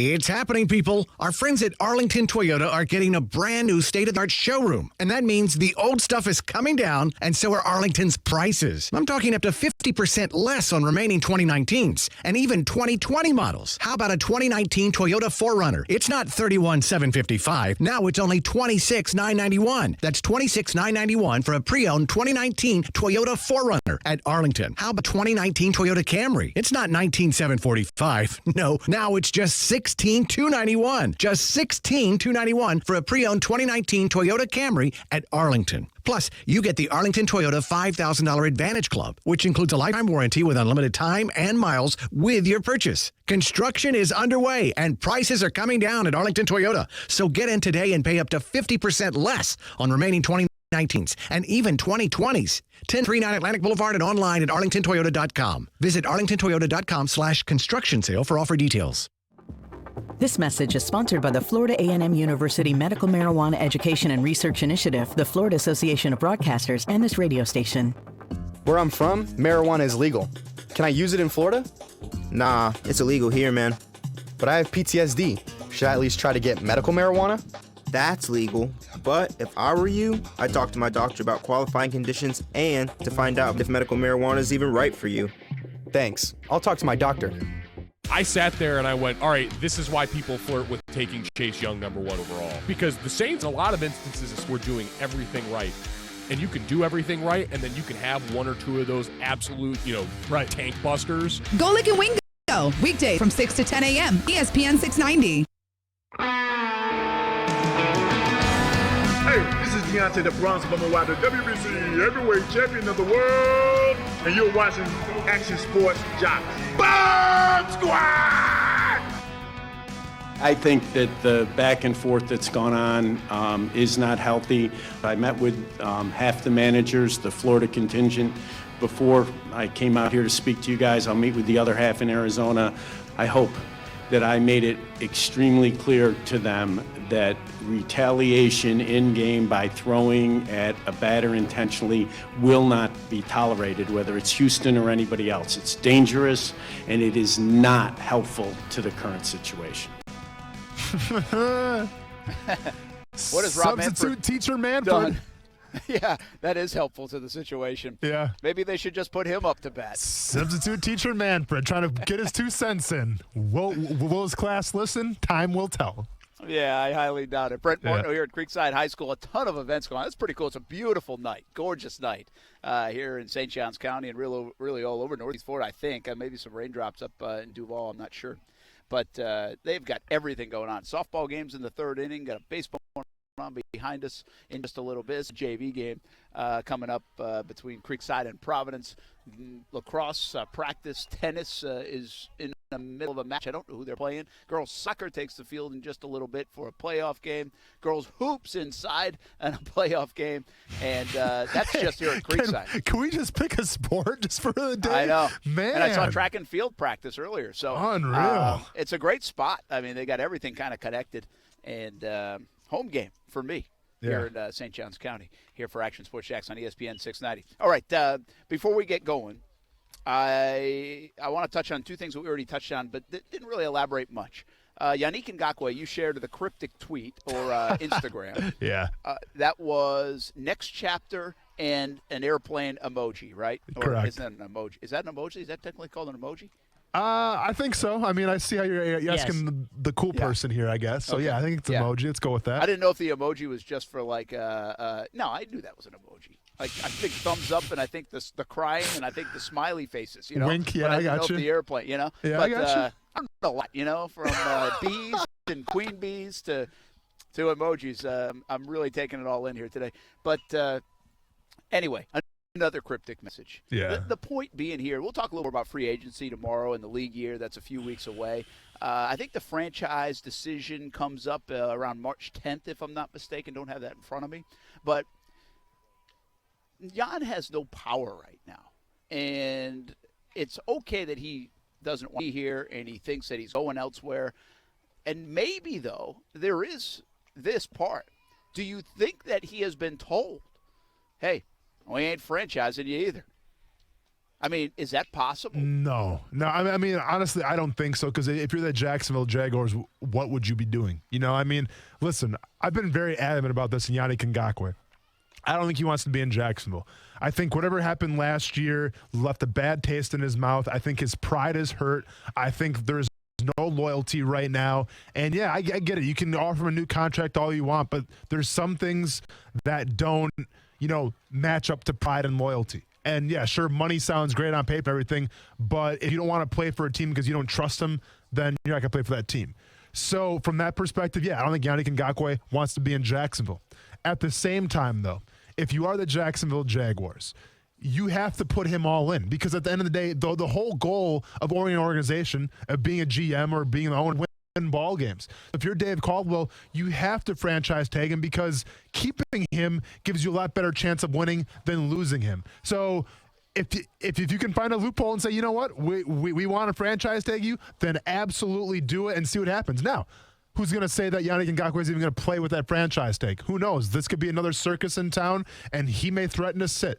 Well, so be it. But if I'm the Jacksonville Jaguars brass, I do everything in my power to assure myself that I have the best chance of winning. And if that involves franchise tagging Yannick Ngakoue, then so be it. Yeah, one last point on that, too, is I've been a big proponent of, hey, Jacksonville, if I could sit there with Doug Marrone, maybe I will next week at the Combine, or Dave Caldwell, and say, listen, guys, you can have something in 2020. I think you could have something for the next 4 or 5 years, maybe even beyond, but definitely in 2020 that nobody else has. You've got these 2 pass rushers that are good and that are under the age of 25. Now, other teams have good pass rushers and maybe multiple good pass rushers, but not this age, not with this youth, not with before their prime and already good resumes. They have something different, something unique, something that nobody else, in my opinion, has in the NFL. Now, the ideal way to treat that is let's have that for the next 3, 4, 5 years.